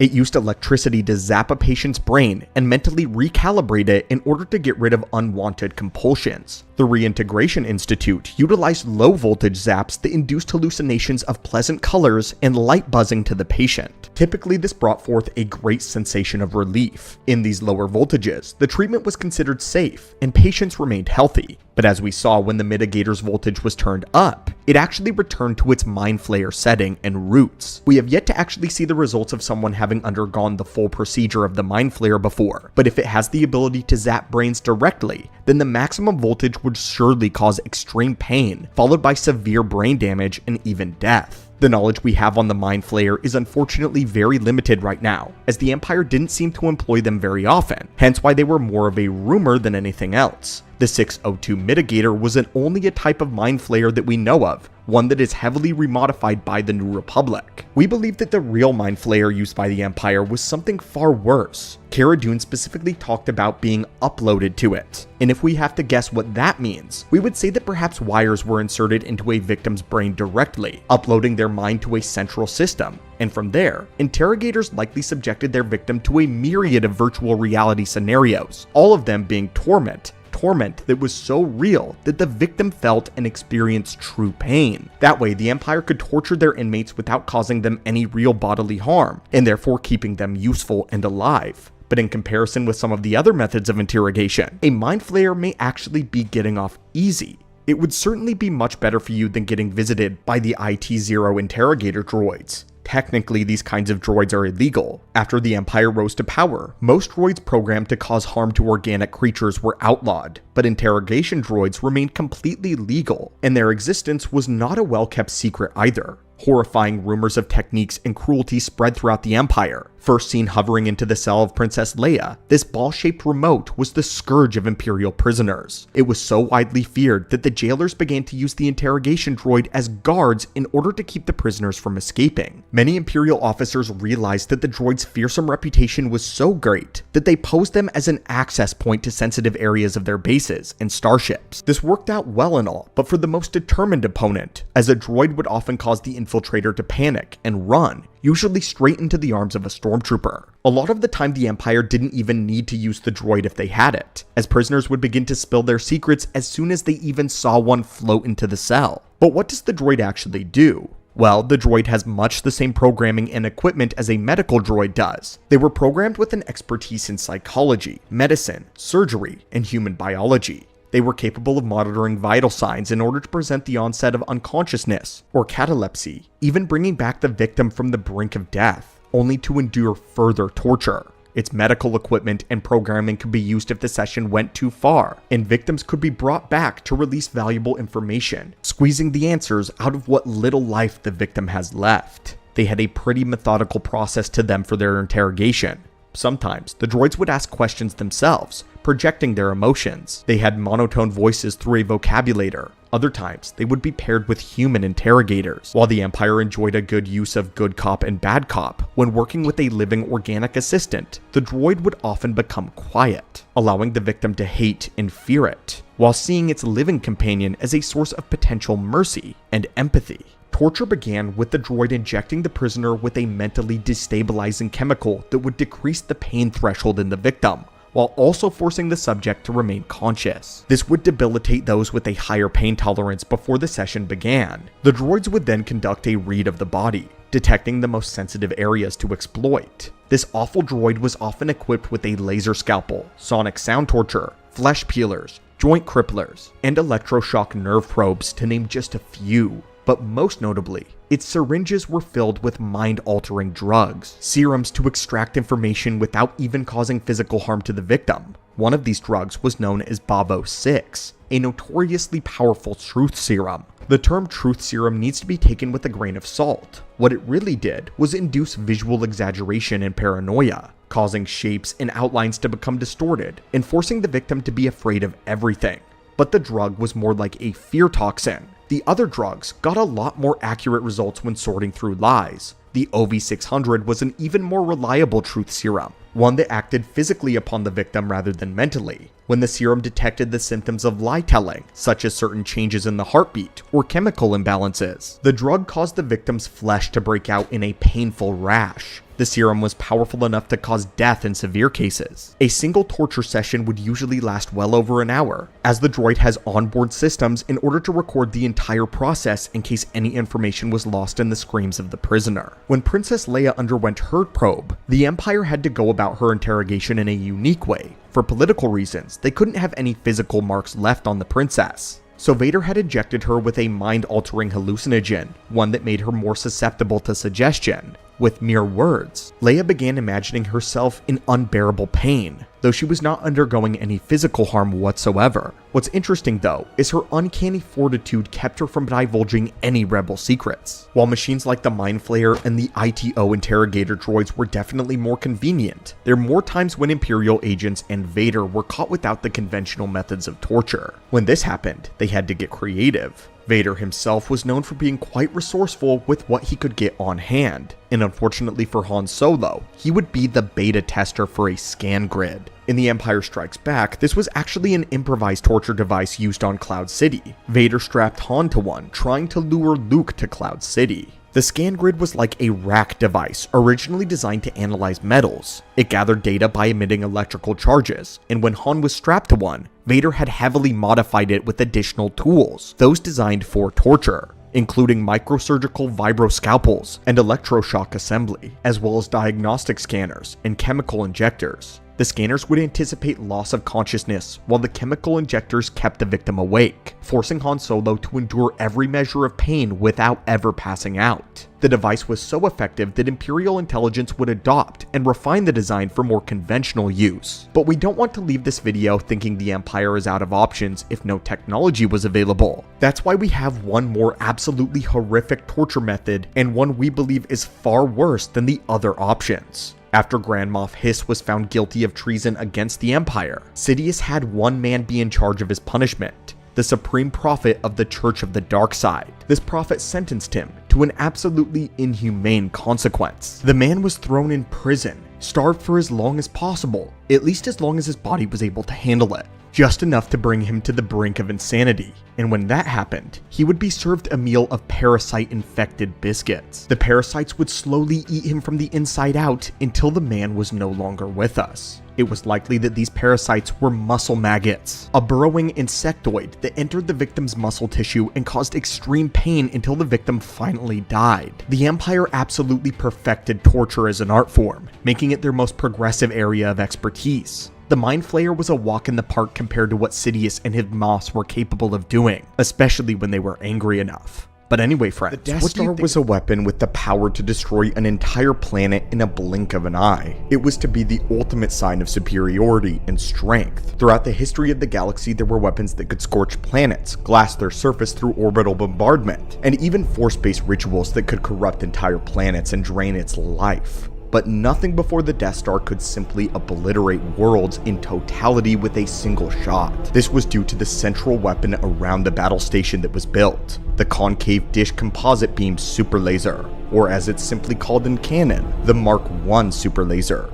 A great deal of history and lore surrounds this one part of the entire Death Star, but the real question is, how does it actually work? What could possibly give a single weapon the power to utterly pulverize an entire celestial body at the pull of a trigger? Well, in today's video, we aim to tackle the ins and outs of the superlaser, and analyzing and break down how it actually works. We'll be using sources from both Legends and canon to give the most detailed description possible. But before we get into this one, we did want to let you guys know something. Since this technology doesn't exist in our primitive world, there are a lot of strange words used in the descriptions of the Death Star superlaser. Basically, a whole lot of sci-fi jargon. There may be some points where the description becomes science word soup, but rest assured, we will be doing our best to break down and explain every facet of these terms, assuming that the explanation is available to us. In canon, we are aware that the superlaser model was first created from the mind of several scientists that were headed by Galen Erso, an expert in kyber technology. Galen created designs that were meant to use crystals as a source of unlimited energy, kyber specifically. Director Krennic had deceived his former friend into believing his research was being used to benefit the Empire, to give free clean energy to all planets and people. He never suspected that his designs were being repurposed for a weapon. However, in Legends, the project didn't originally begin as a superlaser. When Palpatine put Grand Moff Tarkin in charge of the Death Star, Tarkin put together a team of the most brilliant minds in the Empire. This included our friend Bavel Lemelisk, a character some of you will know well. This team also included Tol Sivron, who was a male Twi'lek, and Dr. Qui Zux. Qui was a brilliant, but a naive scientist that was taken from her home at a young age, and pressure cooked by Tarkin into becoming a master weapons designer. These scientists were whisked away to a station in the middle of the Maw cluster of black holes, known as the Maw Installation. This was a secret research facility set up by Tarkin that not even Sidious knew about. which is crazy. Here at the Maw, the scientists worked tirelessly to create the perfect weapon for the Empire. Pavel Lemelisk and Qui did most of the work on the project, and they came up with 3 ideas of a planet-destroying weapon.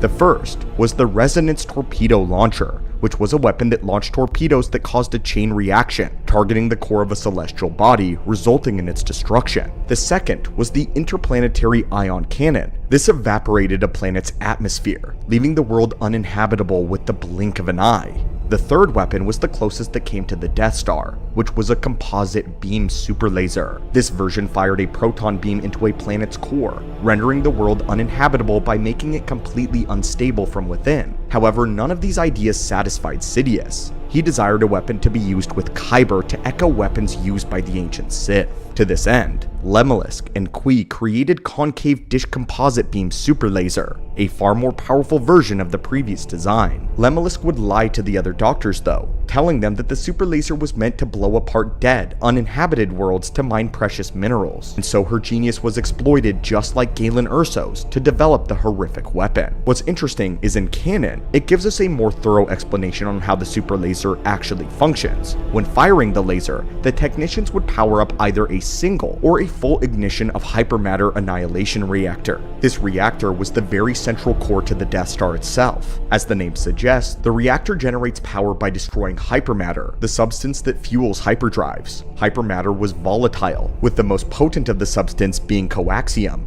a single piece of which could almost completely destroy a mountain, which we saw displayed in Solo. By detonating this hypermatter, it generated an insane amount of power, which was then sent through the hypermatter channels to the main dish area. In order to power this though, it actually had to stay contained within these channels. Deflector shields were used inside of the channels to direct the flow of the hypermatter. It was then taken through power amplifiers and forced into a crystalline array. This hypermatter energy was then used to power 4 large cylindrical generators, which were called induction hyperspace generators. We don't actually know what those are or how they work though, but they were responsible for kickstarting the firing process of the laser. Their power was finally focused through the tributary laser, which may just be the most important part of the laser itself. The 8 tributary lasers were these channels which the massive kyber crystals were being stored in. In fact, the beam was green because these crystals were mined directly from Ilum. Ilum produced mainly blue and green kyber, and by this, you could think of the superlaser as basically a nuclear lightsaber. Anyway, each of these tributary beams were incredibly powerful. Just one of them was initially created for another superweapon known as the Hammer Tong. The tributary beam started with a principal energy inducer, followed by rows of primary focusing coils, eventually connecting to gravitational flux dampeners. These were necessary for lowering the charges of gravity when traveling through space or entering and exiting planetary orbit. Constant changes in gravity could badly affect the tributary laser channels, which would prove detrimental to the station. The chamber in which the massive crystals were housed was the amplification crystal chamber, which was connected to the dampeners that we mentioned a moment earlier. They were then followed by a long column of Galvan coils. Galvan coils were common components used in many laser-based weaponry, and they served to focus the energy released into a coherent beam of focused plasma capable of causing damage. These coils then met up with the collimator, which is a real-life device that functions to narrow a beam of particles or waves. To put the whole process in different words, the explosive hypermatter is what you may call the engine of the Death Star, as this forced through a tube which amplified its power several times over. This power charged 4 new engines that pressed the power through giant kyber crystals like 8 lightsabers. These beams were then pinched, focused, and magnified before being actually forced out into the main dish. There are safeguards in place to keep problems from arising from gravitational change. The 8 lasers were arranged in a circular shape around the dish, and they were each magnetically shielded to prevent influence from stellar radiation. That way, the kyber didn't actually get activated by sun rays and cause the Death Star to self-implode. A series of targeting field generators were also arranged around the center of the dish, while focusing a magnet was placed directly behind it. These 2 components worked in tandem and were what caused the 8 green lasers to combine in the center, converging into a singular point. This culminated the full power of the entire reaction, charging up the main shot before being released in the form of a single beam. When the laser was fired from a fully powered ignition, it had the capability to completely obliterate any planetary body, reducing it to an asteroid field. Unfortunately for the Empire, the Mark I superlaser took 24 hours to recharge after just one full power blast. This was because there was only a single hypermatter reactor, one reactor for the entire station and the superlaser itself.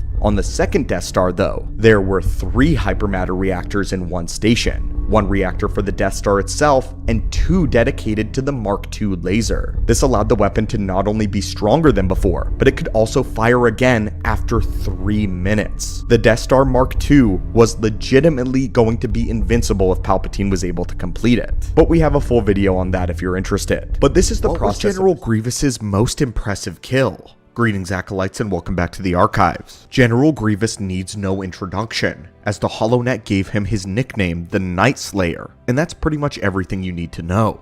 He made a hobby out of what most thought to be impossible. Grievous was a killer of Jedi. Even members of the High Council were not safe when Grievous was around. He had gained a notorious reputation in the Clone Wars among the Jedi of the Republic for being an unstoppable, an uncatchable monster. All the while, he was fetching away their lightsabers across the stars, murdering Jedi in droves. Grievous was powerful and feared, but what exactly was his most impressive kill? Grievous fought so many different types of Jedi, all different species and specialities, but not all Jedi are created equal. So which feather in the General's cap was the most monumental? Well, for this we decided to dive deep into the Holocron library and dredge up the time that Grievous triumphed against a Jedi of a mythical species, the Star Dragons. So join us as we open a holocron and explore what just may be General Grievous's most impressive early kill. The Jedi species was known as a Dueniguin, or an easier name that we'll be referring to them, the Star Dragons. These flying reptilians were considered mythical by the galaxy, large part due to their history, and it was only until the time of the Clone Wars that people started to accept them as a part of common society in a galaxy far, far away. For a great many years, this species of Star Dragons were considered spacefarer tales, spread amongst seedy cantinas everywhere. But the Jedi knew full well that the species were indeed real, although they were rare, and they were rather kind and helpful, if not mysterious, and very wise. In appearance, they lived up to their Star Dragon name. Different members of the species may vary in appearance, but generally speaking, they had long, segmented serpentine bodies with many legs, usually a pair for each segment down their tail. Along the tops of their bodies would be what many would call a torso, where they had arms and articulate fingers. Their heads could range from looking like a dragon snout, complete with even horns, to even being a bit more dog-like with longer ears. And a constant for all of them was their wings, though some looked more scaly and reptilian, while others were sleek and were more translucent. In coloration, they ranged from various shades of gray, purple, blue, and black. They were often extremely long as well, with some averaging 10 meters, but others were rumored to have existed of up to 100 meters or longer. Unfortunately, there aren't a lot of distinguishing features to determine the gender of a Star Dragon, because it was known that they only had one gender in their entire species. Precious little is known about their mating process, or how intelligent they were, or even how they are born, as whenever 2 intelligent Star Dragons mated, their offsprings were little more than unintelligent, ravenous monsters that the parents would often have to destroy. It was believed that if these things were left to run rampant, the dragons could actually turn out to be extremely dangerous, as their genetic code varied so greatly. As an example, it is theorized that the Great Dragon species is actually a descendant of one of these Star Dragons, one that settled on Tatooine and slowly lost their mind. Some of them had the ability to exhale superheated gases that took the form of plasma or fire. These gases were 20 to 30 times more powerful than the average turbo laser was. But that wasn't the only strange thing about their bodies. It was theorized that since their wings looked far too delicate to take off from most planets' gravitational fields, that they may have had organs that acted as if they were repulsor lifts, which allowed them to fly. Once they were in space, they were able to survive in the vacuum for weeks on end to even months. In the early days, this is how most spacefarers first came across the Star Dragons. Other than this, very little is known about their species, from their physiology, as none of them have ever given their bodies to science or died in a way that scientists could study. Think of them as sort of like an adjacent species to Yoda, extremely powerful and secretive. It was known that their lifespan could be as long as 6,000 years. Whenever they died, or felt that their life was growing short, a dragon would vanish off to a place known as the graveyard. where all of their kind ventured to die. It is not known where this place is, nor has it been disclosed by the dragons where their home planet is located. Most of them are extremely guarded about their species, and it's rare to see more than one in a single location. They live in isolation from one another. A dragon will seek the farthest corners of space. There's no real rhyme or reason to their migration or their living patterns, so attempting to chart where the planet of origin could be is considered nearly impossible. But according to many reports, they are quite pleasant to interact with. These dragons have calm temperaments and are well-mannered, as well as considered extremely generous, but they are also wise and usually distract themselves by meditating, thinking of the cosmos and existence. They are noted for possessing very strong moral codes and being altruistic towards most beings. The only exception are the extremely rare star dragons who are cunning, evil, and bent on manipulation and destruction. But all of the former traits make the perfect candidates for a Jedi, and the Star Dragons were considered highly skilled and powerful Jedi. Several of them had even elevated to the rank of Master within the Order, with one of them even knowing Jorah Sabaoth. But the specific Star Dragon that unfortunately met his end at the hand of the droid general would be a very young member of the species known as Safa Ha-Rutor, trained by the Jedi Master Bedard Tone in the years leading up to the Clone Wars. This young dragon was one who measured a staggering 100 meters long and could legitimately breathe fire as well. Only 5 months before the first battle of Geonosis, the Jedi had tracked down the creature they knew as the notorious Jedi Killer to the world of Ned Diem. The Confederacy of Independent Systems had taken the planet by force, and so in order to liberate it, the Jedi Order dispatched this master and their Star Dragon apprentice. Since the Republic had no formal military at the time, the two Jedi organized a militia of the locals, though in the end, this would prove to kill a great many civilians. This would be when Grievous finally showed his face. The Jedi attempted to finally capture the Night Slayer, only to be mortally wounded by the general,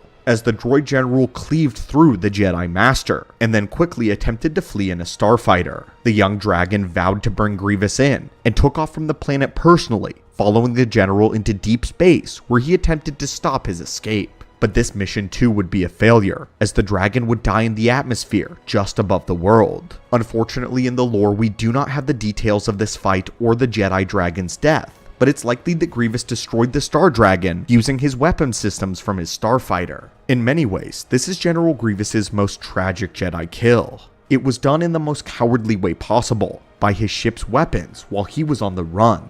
It's a bit of a letdown that we never got to hear of a grand battle between Legends Grievous and a literal Star Dragon Jedi, but the result is the same, and another Jedi is dead. Unfortunately, the large body of the dragon made for an exceptionally large target. What makes this especially sad is the Star Dragons are one of the most noble and rare species of the entire galaxy, and Grievous paid this no mind, murdering the young Padawan's Jedi Master, and then turning his weapons of destruction on the young Jedi. Amazingly though, the Jedi Master actually lived, and would have his right arm and right side of his face replaced with cybernetics. Although he would take on a new Padawan, he would never forget the death of his previous student, and vowed to conquer Grievous. The Jedi would even get his chance on the moon of Belsus later in the Clone Wars, but during his final stand, Grievous revealed a brutal trick: 2 spare arms, fighting the Jedi Master with 4 lightsabers simultaneously. The Jedi was no match, and he would be struck down permanently, attempting to avenge his student, documented as being sliced in half at the waist. I think the most tragic part about this story is that the young dragon never did get to die at the graveyard of dragons with the rest of his people, and was instead gunned down in the atmosphere by a true monster. But anyway, friends, what is your Force ability considered to be so depraved that it has started wars among the Jedi, the greatest civil wars that the Jedi Order has ever seen? And today, we will be discussing what the Jedi consider to be the unforgivable Force ability, the ability of alchemy, and what makes it so vile. Beyond any other Force ability, it was alchemy that the Jedi hated the most, viewing it as the most insulting thing one could do to the Force. I see your tenacity for knowledge is strong, and your curiosity for the dark side insatiable. For generations, the general concept of the dark side as viewed by the Jedi is that it was an evil practice of the dark ways and sinister motives. While the dark side can be viewed just as another perspective on the Force, there are a few things that it studied that are undeniably strange and frightening. While using one's hatred to manifest lightning, or using the Force to inflict pain upon others is detested among the Jedi, there existed a practice that the Order Order hated beyond all other dark side knowledge. This was the very thing that got Ajunta Pal and the other Dark Jedi followers removed from the Jedi Order in the first place, and what caused the Second Great Schism and the formation of the Sith. That ability was alchemy. Those who are deep with Legends lore will have a keen awareness of this phenomenon and the many atrocities that have resulted from it. Many Sith practice alchemy in the Order's long history, and it would be Plagueis, and especially Sidious, that would find it to be their primary hobby outside of their works as Sith Lords. But what exactly was Force Alchemy? What could it do? And why was it considered by most, even the Jedi, to be the most evil thing to come out of the dark side practice? Well, stick with us today as we dive into the research notes of the ancient Sith and manuscripts of the Dark Lord's long past to discover the truth. Let's start with the basics. What is Sith alchemy and how did it work? Ironically, despite it being a main point of contention in many stories, we know shockingly little about the actual process of alchemy, or what it really does. We usually find the results of an alchemical process within living creatures, those that have been mutated. Alchemy can also strengthen weaponry and forge artifacts that were basically enchanted. From what we gather on how alchemy works though, it is essentially the process of imbuing an object or a creature with the Force in order to transform it into something more powerful, to alter it. Force users who were utilizing alchemy long before the Dark Jedi and Sith were ever a thing nearly perfected it. How long ago, you ask? Nearly 25,000 years. That's right. The first recorded people to utilize Force alchemy were the ancient Gen Jedi. In fact, alchemy was one of the main schools of study within the ancient Jedi Order, and it was how they actually crafted their Force-imbued blades. Taught at the Temple of Science, alchemy required its students to lean closer to the dark side, or at the time, Bogan,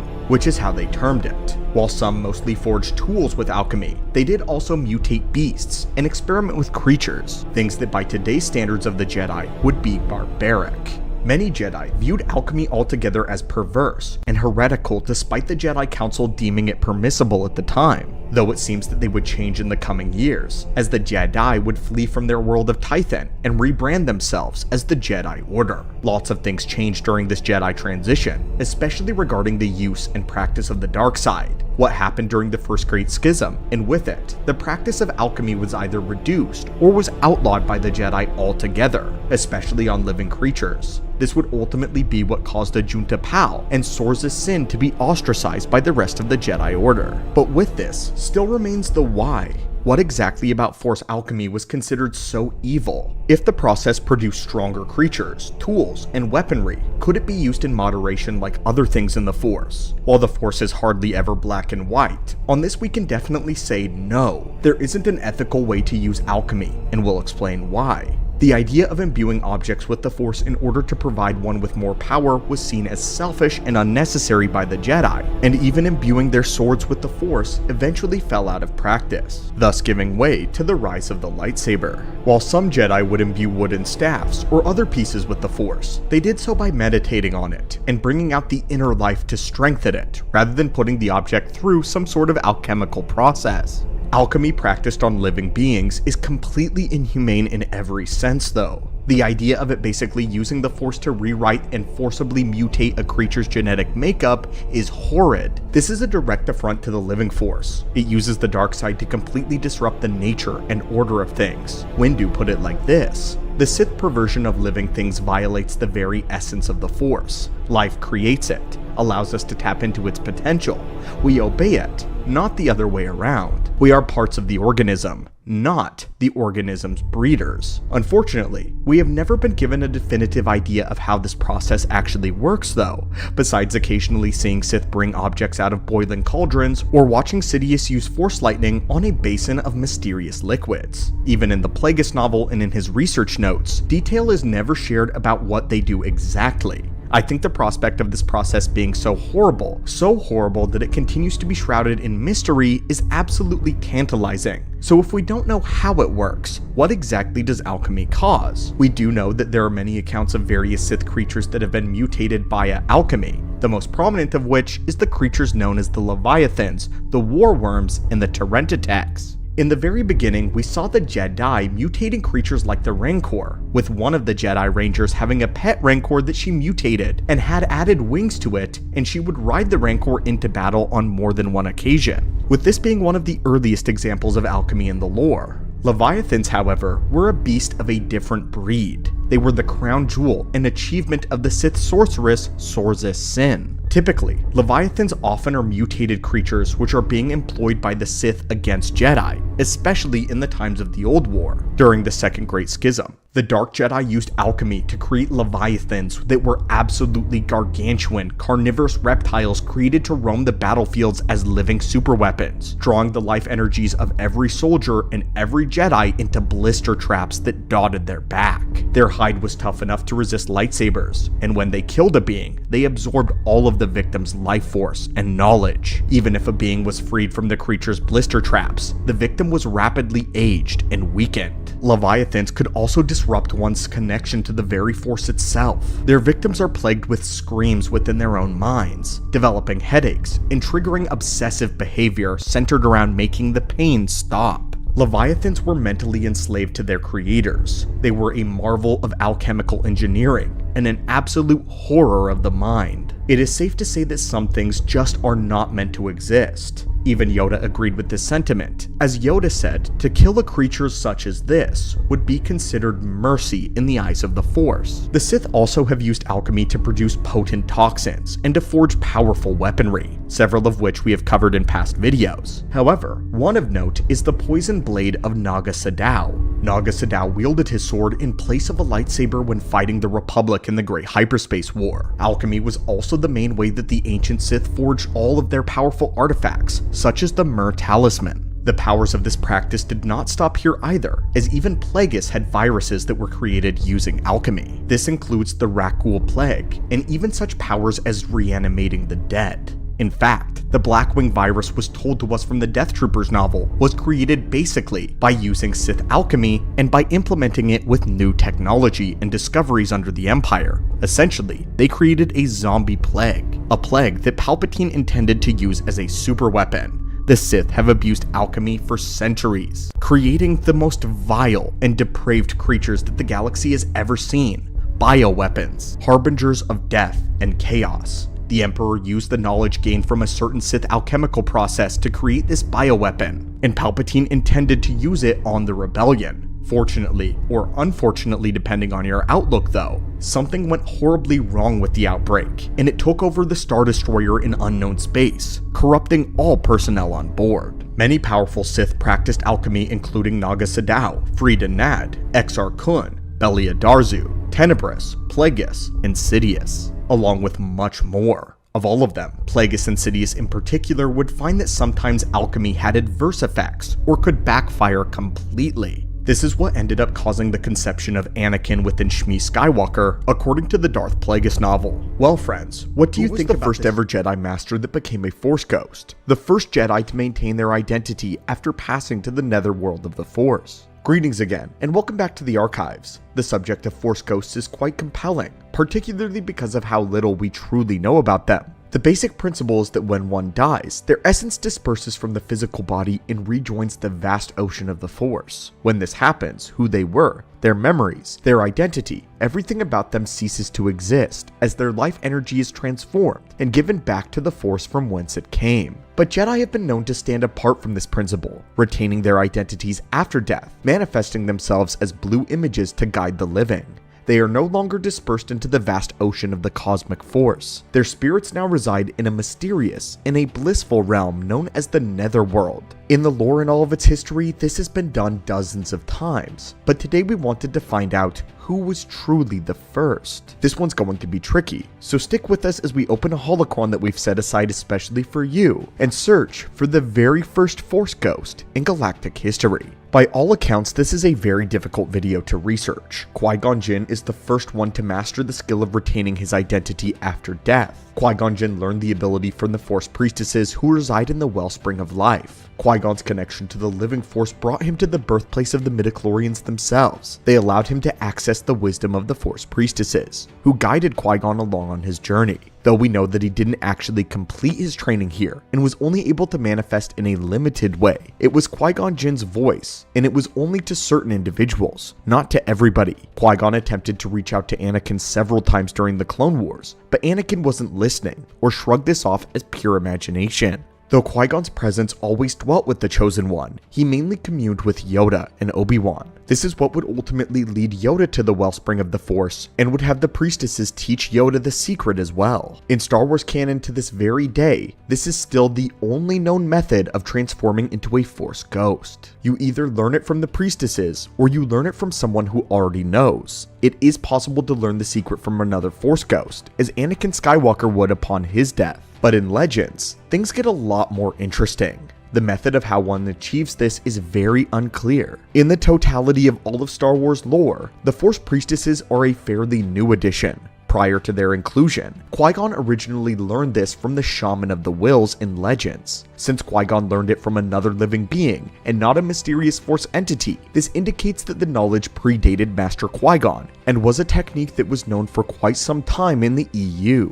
This is substantiated by several other EU sources. Not only have there been dozens of Force ghosts all throughout the Jedi Order's history, but the idea of Jedi Masters vanishing upon their death was something of a rumor among the Jedi, and a pretty popular rumor at that. The knowledge was not widely known, but there appears to have always been whispers. The Jedi Order dismissed this as myth though they were very much aware of the phenomenon, as the Path of the Jedi makes mention of it in the final chapter. Grandmaster Fay Coven, the Jedi Grandmaster before Yoda, would write this: "Some sages among the Wills believe otherwise, holding out the possibility of existence in this world even after a Jedi has shed their physical form. Existing as luminous beings, such Jedi could retain their identities that they held before death, but they would be unable to interact with the physical world. However, this idea of existence stems from stories and theories, not reality, though we believe that all things are possible through the Force. As physical beings, we are grounded, and our understanding has its limits. Instead though, I think of these stories as metaphors for the Jedi Code's final precept: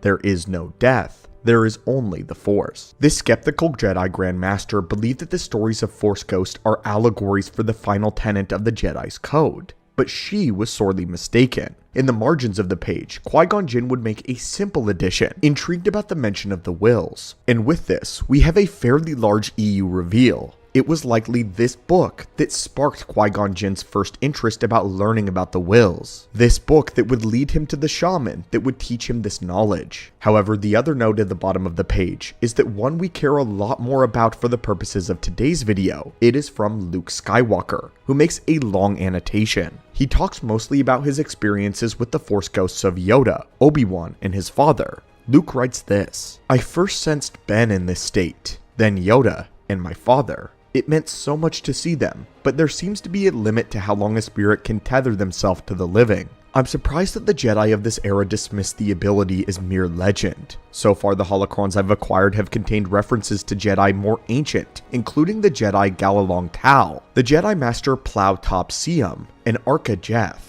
All are said to have passed into the Force while remaining behind in the world as phantoms, achieving this extreme transformation through the sublimation of a body's organic cells into a state of pure energy." Luke's annotation is important. It proves that the power of the Force Ghost is not simply a single method that Qui-Gon Jinn discovered, but a well-understood concept that has been around since the earliest eras of the Jedi. The mention of Arca Jeth is one of the earliest Force Ghosts in all of galactic history. Arca Jeth was the master of Ulic Qel-Droma, the legendary Jedi who would eventually partner with the Sith Lord Exar Kun. Think of Ulic as his era's Revan, a powerful Jedi that embraced the dark side for what he believed at the time to be a greater good, but eventually for power. But back to Ulic's master Arca Jeth. Arca Jeth was extremely renowned, and was a part of a Jedi trifecta of himself, Vodo Siask Boss, and Jedi Master Thawne. In this era, these three masters knew a secret that no other Jedi did. All of them lived in seclusion, and trained their Padawans in private.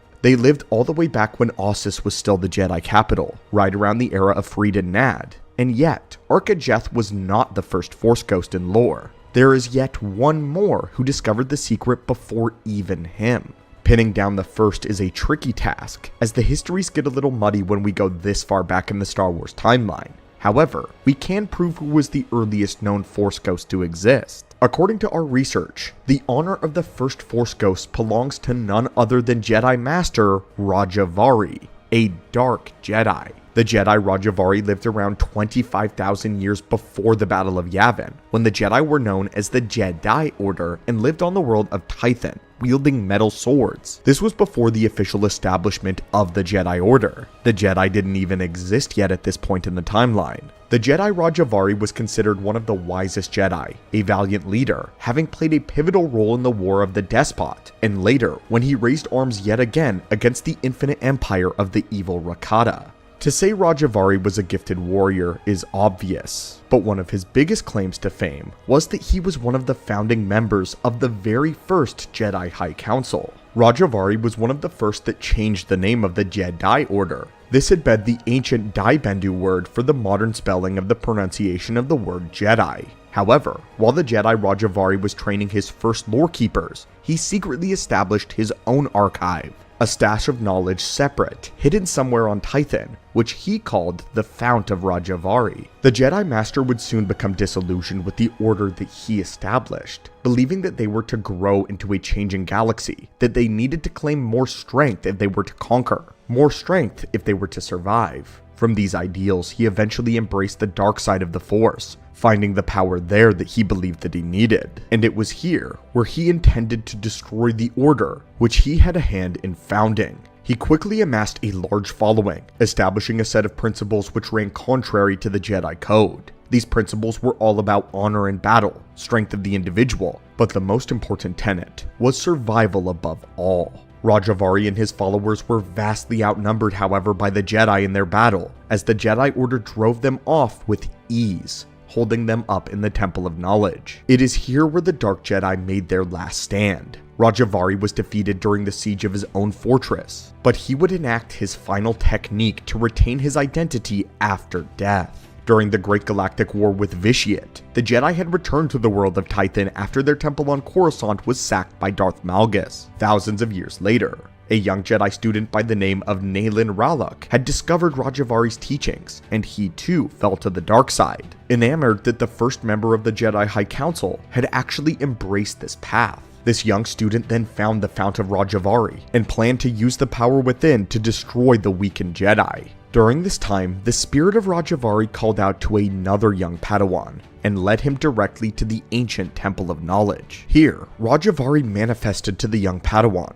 informing him of Naylan's plan to destroy the Jedi. Despite holding on to his ideals, Rajavari was not hostile to the young Padawan, nor did he want to see the Jedi Order dismantled any longer. He had only wanted to grow them stronger into a greater creation, and believed the emergence of the Sith was the Jedi Order's fault, was in some way his own fault. But in his long years, he determined that the destruction of the Jedi Order would have to wait so long as the Sith were still at large. Rajavari was never a Sith Lord, he was simply a wielder of the dark side, and he believed the Sith to be a plague. Rajavari believed that a chosen one would soon carry on his teachings to remake the Jedi, but that chosen one was certainly not Naylan. The young Jedi Padawan eventually ended up convincing Rajavari to let go of all of his attachment to Tython, and to finally become one with the Force. While it is unclear whether or not Master Rajavari was technically the first Force Ghost, he was certainly the earliest known Jedi spirit that we have a record of. It's ironic because the ideals behind Force Ghost is that their desire to retain their identity is born out of a greater selfless mission, in order to continue to guide and to serve students or loved ones. Rajavari was radical about strength and survival, and this led him to the dark side and the dark path.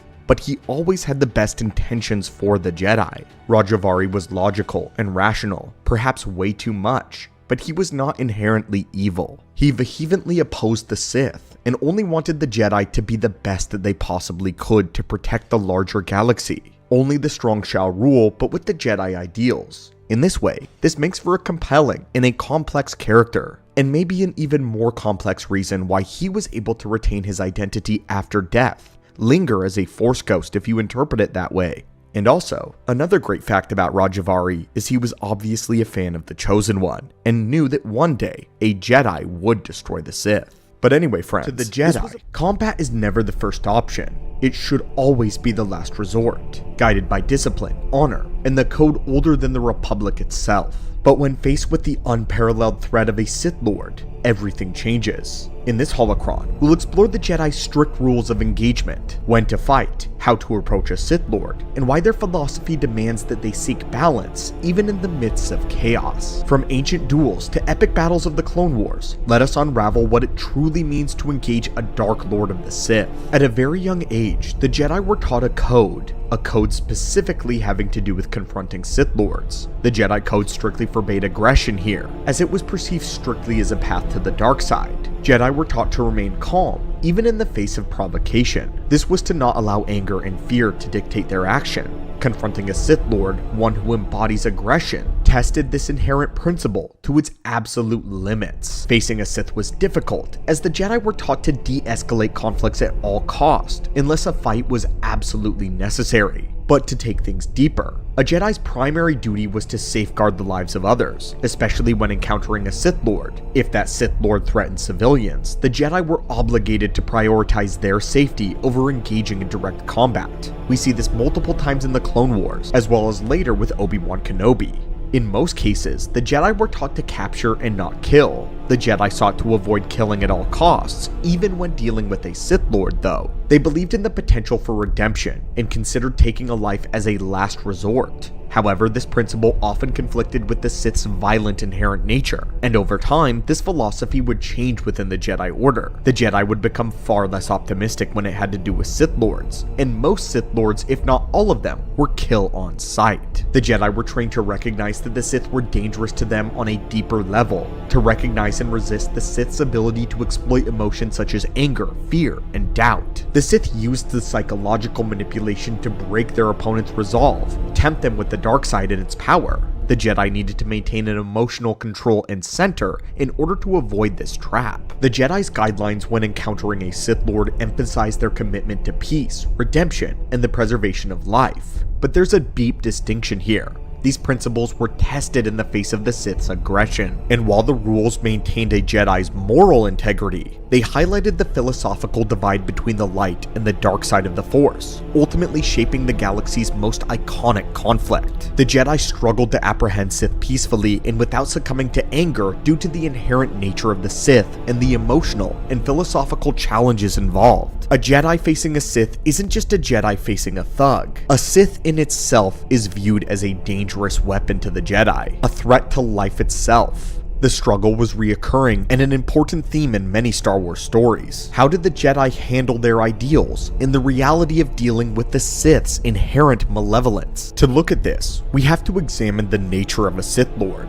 The Sith Lord's core philosophy revolves around manipulation, aggression, the pursuit of power. This starkly contrasts the Jedi's principles of peace and selflessness. Sith rarely surrender. Instead, they use confrontation as a chance to provoke anger and doubt within the Jedi. The Sith welcome this, and the Jedi know it. The Sith want the confrontation with the Jedi. The Sith master manipulation on a deeper level than their Jedi counterparts do. This forces the Jedi into morally ambiguous situations, which tests their resolve. A fight with a Sith Lord is so intense because it is not just a physical battle, it is a spiritual one. The Sith's job was to test the very limits of the Jedi Code, and what a Jedi would do in the face of utter darkness and despair. The Jedi cannot handle it peacefully and without anger as a reflection of their core philosophy, clashing with the Sith's destructive nature. While their commitment to the Jedi Code made them noble, it also made their task nearly impossible. It showcases the humanity of individual Jedi,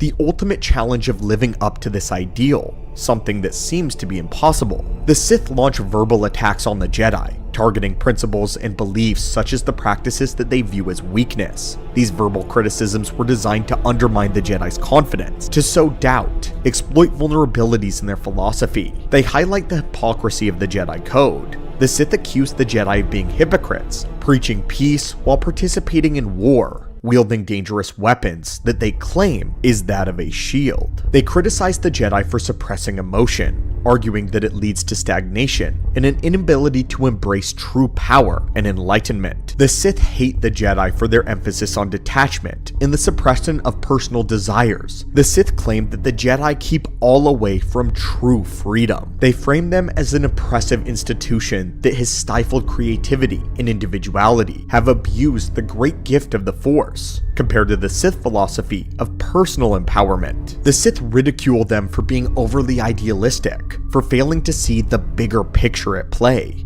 They portray the Jedi as pawns of a corrupt system, unable to adapt to the galaxy's harsh reality. They frame themselves as realists, claiming that they embrace the truth of the galaxy's inherent chaos and the inevitability of power. They say that they do not embrace the full potential of the Force, particularly the dark side. They claim that the Jedi were limiting themselves, denying emotions such as anger, fear, and passion. The Sith see this as only pure, untapped power and potential. They accuse the Jedi of failing to protect the galaxy from suffering and chaos, pointing out the Jedi's inability to prevent war, corruption, and the rise of even the Sith themselves as an example. They paint the Jedi as ineffectual, complicit in the galaxy's pain. The Sith say that they have been made cold, disconnected from life, teaching detachment. They emphasize that the Sith philosophy is about embracing passion, embracing a greater connection to a new part of the Force. The Sith accuse the Jedi of being arrogant, self-righteous, claiming that they falsely believe themselves to be the ultimate moral authority in the galaxy. They mock the Jedi's inability to see their own flaws, acknowledge their limitations of their philosophy. Can you only imagine all of this being flung at a young Jedi Padawan? The Sith's verbal attacks on the Jedi Order were strategically designed to exploit philosophical, emotional, and structural vulnerability. They target the Jedi ideals. They sought to undermine their enemies' confidence, to lure them towards the dark side, to weaken them. These criticisms not only created tension between two ideologies, but forced the Jedi to confront their own flaws, to adapt to the challenges posed by their ancient foe. And there, my friends, is the answer. That is why the Jedi have to resort to violence against a Sith. A Sith Lord attacks the very ideals of the Jedi, stands staunchly opposed to it. For the Jedi, meeting the Sith with violence is never a choice made lightly. It is a grim necessity born from the Sith's relentless pursuit of domination and destruction. The Jedi's purpose is to defend peace, to protect the innocent, but against the dark side's unyielding aggression, peacekeepers must sometimes become warriors. Violence is not the Jedi way, but when faced with an opponent who respects no life, no balance, and no morality, the light side must stand firm. Through their actions, the Jedi seek not to destroy their enemy, but to preserve the hope of the galaxy free from fear and oppression. Thank you so much for— War is a lie. There is no defeat. There is serenity. There is no victory. There is death. Through power I am enslaved. Through the Force, I am doomed. This, my friends, is a nihilistic code for a people that hate the power that they wield in the Force. A shocking conundrum. Many fringe Force-based organizations have their own code of ethics and approach to the Force. Whether light, dark, or neutral, all of them worship the Force in some way or treat it as a tool. That could be said for all Force sensitives who appreciate the power given to them by the living energy that binds the universe together. Originally in the lore, we believed that Kreia was the only individual that truly despised the Force. She came off at times as a radical who desired to destroy the Force, but we ended up finding a tribe of people that hated the Force even more than Kreia did. So much, in fact, that they desired to destroy themselves. So today, we are going to be talking about a group of people known as the Doomed, a benevolent organization of gray Jedi that absolutely hated the Force. But before our ship can make the jump to light speed, it seems we have a few stowaways. Some of you who are watching have not yet subscribed, so if you're enjoying our daily holocron uploads and want to be notified when we post our new knowledge, be sure to force crush that subscribe button. It is your destiny. Now, let us open the holocron. Our story begins in the year 6900 BBY, the very conclusion of the 100-Year Darkness. The 100-Year Darkness was a war that was kicked off by the Second Great Jedi Schism, an event which tore the Jedi Order into two halves: the Dark Jedi who followed the man Ajunta Pal, who would battle the Jedi Order for 100 years, falling deep into the practice of alchemy and the dark side. Eventually though, the Dark Jedi would lose because they had become outnumbered, with their final stand happening on the Battle of Korbos. Only a handful of Dark Jedi remained. This group included Ajunta Pal, Zozan, Sorza Sin, Karnus Mur, and Remulus Drapa, along with 7 others who were all banished to the unknown regions of the galaxy, however we do not have their names. They would select Sorz's Sin to pilot their ship to navigate space using the dark side, eventually finding their way to the world of Korriban, where Sorzis had heard the dark side whispering to her. This is an extremely abridged version of the founding of the Sith Order, as we reference it quite often in these archives due to it being such a pivotal moment in history. But what happens in the following years is somewhat shrouded in dark mystery, as the politics of the Sith Empire take a hold. But we do know that there was a major disagreement between the Dark Jedi prior to an internal civil war. The Dark Jedi, now Sith Remulus Drapa, desired to take their collected forces and return to the Republic with a vengeance to destroy the Jedi. However, their leader Ajunta and his followers were content with staying on Korriban in secret, rebuilding the Empire before attempting to make another attack and move against the Jedi. But Remulus was a Dark Lord, and not one for orders, and so he took himself and his followers onto a ship and left Korriban immediately, despite what their Emperor Ajunta had ordered, heading directly back to the known galaxy. Little did he know, though, that at that moment, several ships filled with Jedi were patrolling the area around Sith space. These Jedi had been veterans of the Battle of Korbos, and believed that the Dark Jedi were too dangerous to be left alive. And so this group of rogue Jedi had scoured the galaxy for their exiled enemy, and by the will of the Force, they found themselves outside of what is known as the Stygian Caldera, which is the nebula that hides deep in Sith space, right as Remulus exited it. With no time to call for help, the true Jedi engaged their fallen brothers and battled across the stars. They would end up chasing Remulus and his forces across the galaxy, ending up on the world known as Kesh. They found Kesh to be a forested paradise, with the inhabitants being primitive, purple-toned people known as the Kashiri. The Jedi and the Dark Jedi continued their war on the surface of this world, but due to the particular magnetic atmosphere of the planet, which interrupted all transmissions, neither the Jedi nor the Sith were ever able to call for reinforcements, or let anyone know where they were. This, combined with the planet's lack of natural metals, left both parties essentially stranded. They pressed on with their war though, wrecking the natural environment with their weapons, and inadvertently causing the deaths of the Kashiri. The devastation and death toll was so catastrophic though, that it nearly caused the native life to go extinct, causing a mass extinction event. In this turn of events that can only be called as miraculous though, both the Jedi and the Dark Jedi came to their senses, realized their sins, realized what they were doing to the world that surrounded them. They looked with their own eyes at almost total annihilation that they themselves were responsible for, and they were deeply disturbed. It was said that the fallen Jedi, for all of their depravity, saw the truth. They ceased hostilities immediately, and with the Jedi, they agreed to reconcile with their brethren. And now the Dark Jedi, coming back from the brink of annihilation in the dark side, agreed to seal away their greatest weapon, their leader, Remulus Drapa. The now united Jedi forces combined to stop this Sith, sealing Remulus Drapa away in a metal oubliette and attempting to bury away his evil forever. The two groups became one and withdrew into solitude so that they would never again threaten the lives of the Kashiri people. They established a city together that they called Eshkreen and worked together to create what the Jedi Order had long since lost: true neutrality. By combining their individual knowledges of the light and the dark, they achieved a balance, but the regret for what they had done brought them to hate their own power,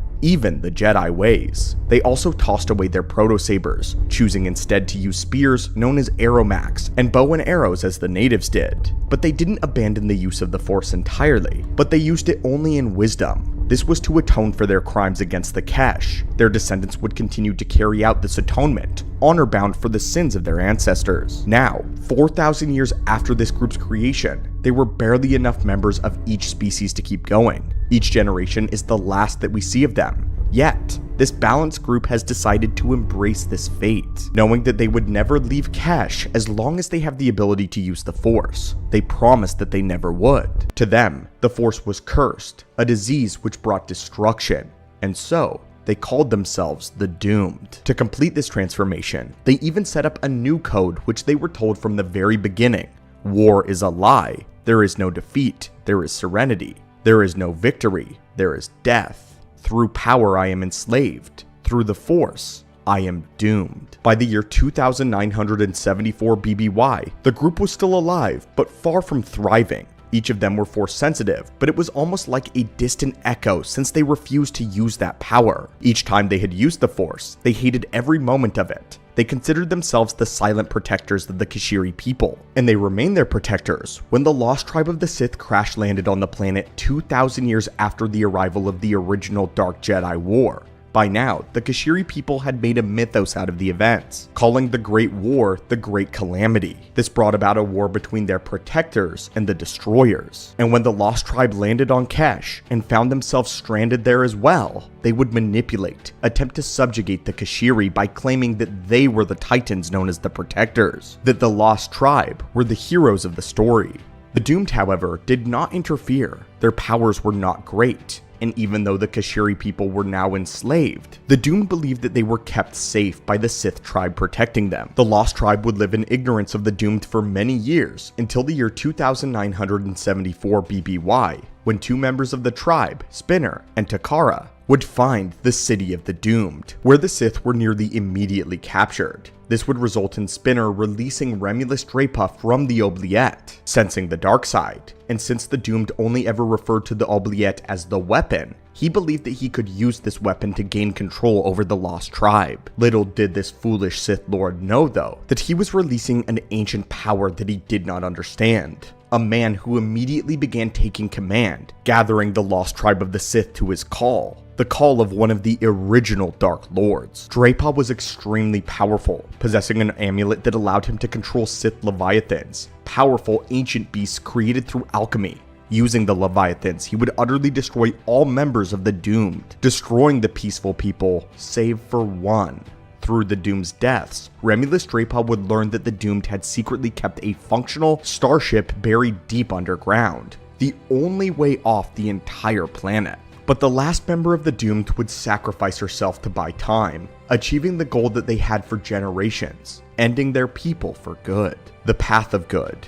Eventually, Spinner would gain control of the ship and would use the turbolasers to kill each of the Leviathans. But Remulus would quickly gain control over the vessel. However, Spinner had cleverly double-crossed him and wired the ship to be set on a single course, a nearby active volcano. As Spinner and Takara jumped overboard into the vast ocean, Remulus Dramath was sent careening straight into the volcano to his death. And with that, one of the last of the original Lords of the Sith and the entire organization of the Doomed were destroyed in one day. Even though the Doomed all went out in a mass extinction event one by one, I would like to think that through their actions in trying to buy time for Spinner and Takara, that they fulfilled their ancestral vow to atone for their sins. They had a hand in destroying the Dark Lord, who would certainly have caused problems for not just the Kesh, but for the rest of the galaxy, devolving it into another war. Remulus Dramath wanted war with the Jedi more than anything else, and the Doomed stopped him. This event was contained on one planet, preventing the possible deaths of trillions. The whole story is told to us in the Legends comic Lost Tribe of the Sith Spiral, which I think was a very interesting spin-off from the rest of the events of the main galaxy. I honestly wish that we got more self-contained stories like this with big enough stakes to matter, but not so big that the whole galactic timeline needs to be rewritten. But tell us, what do you think of the Doomed? The prospect of hating the Force because of what the people who used it had done is definitely a topic for deep debate. Kreia hated the Force because she believed it cheated her, using every living being as a puppet of its will.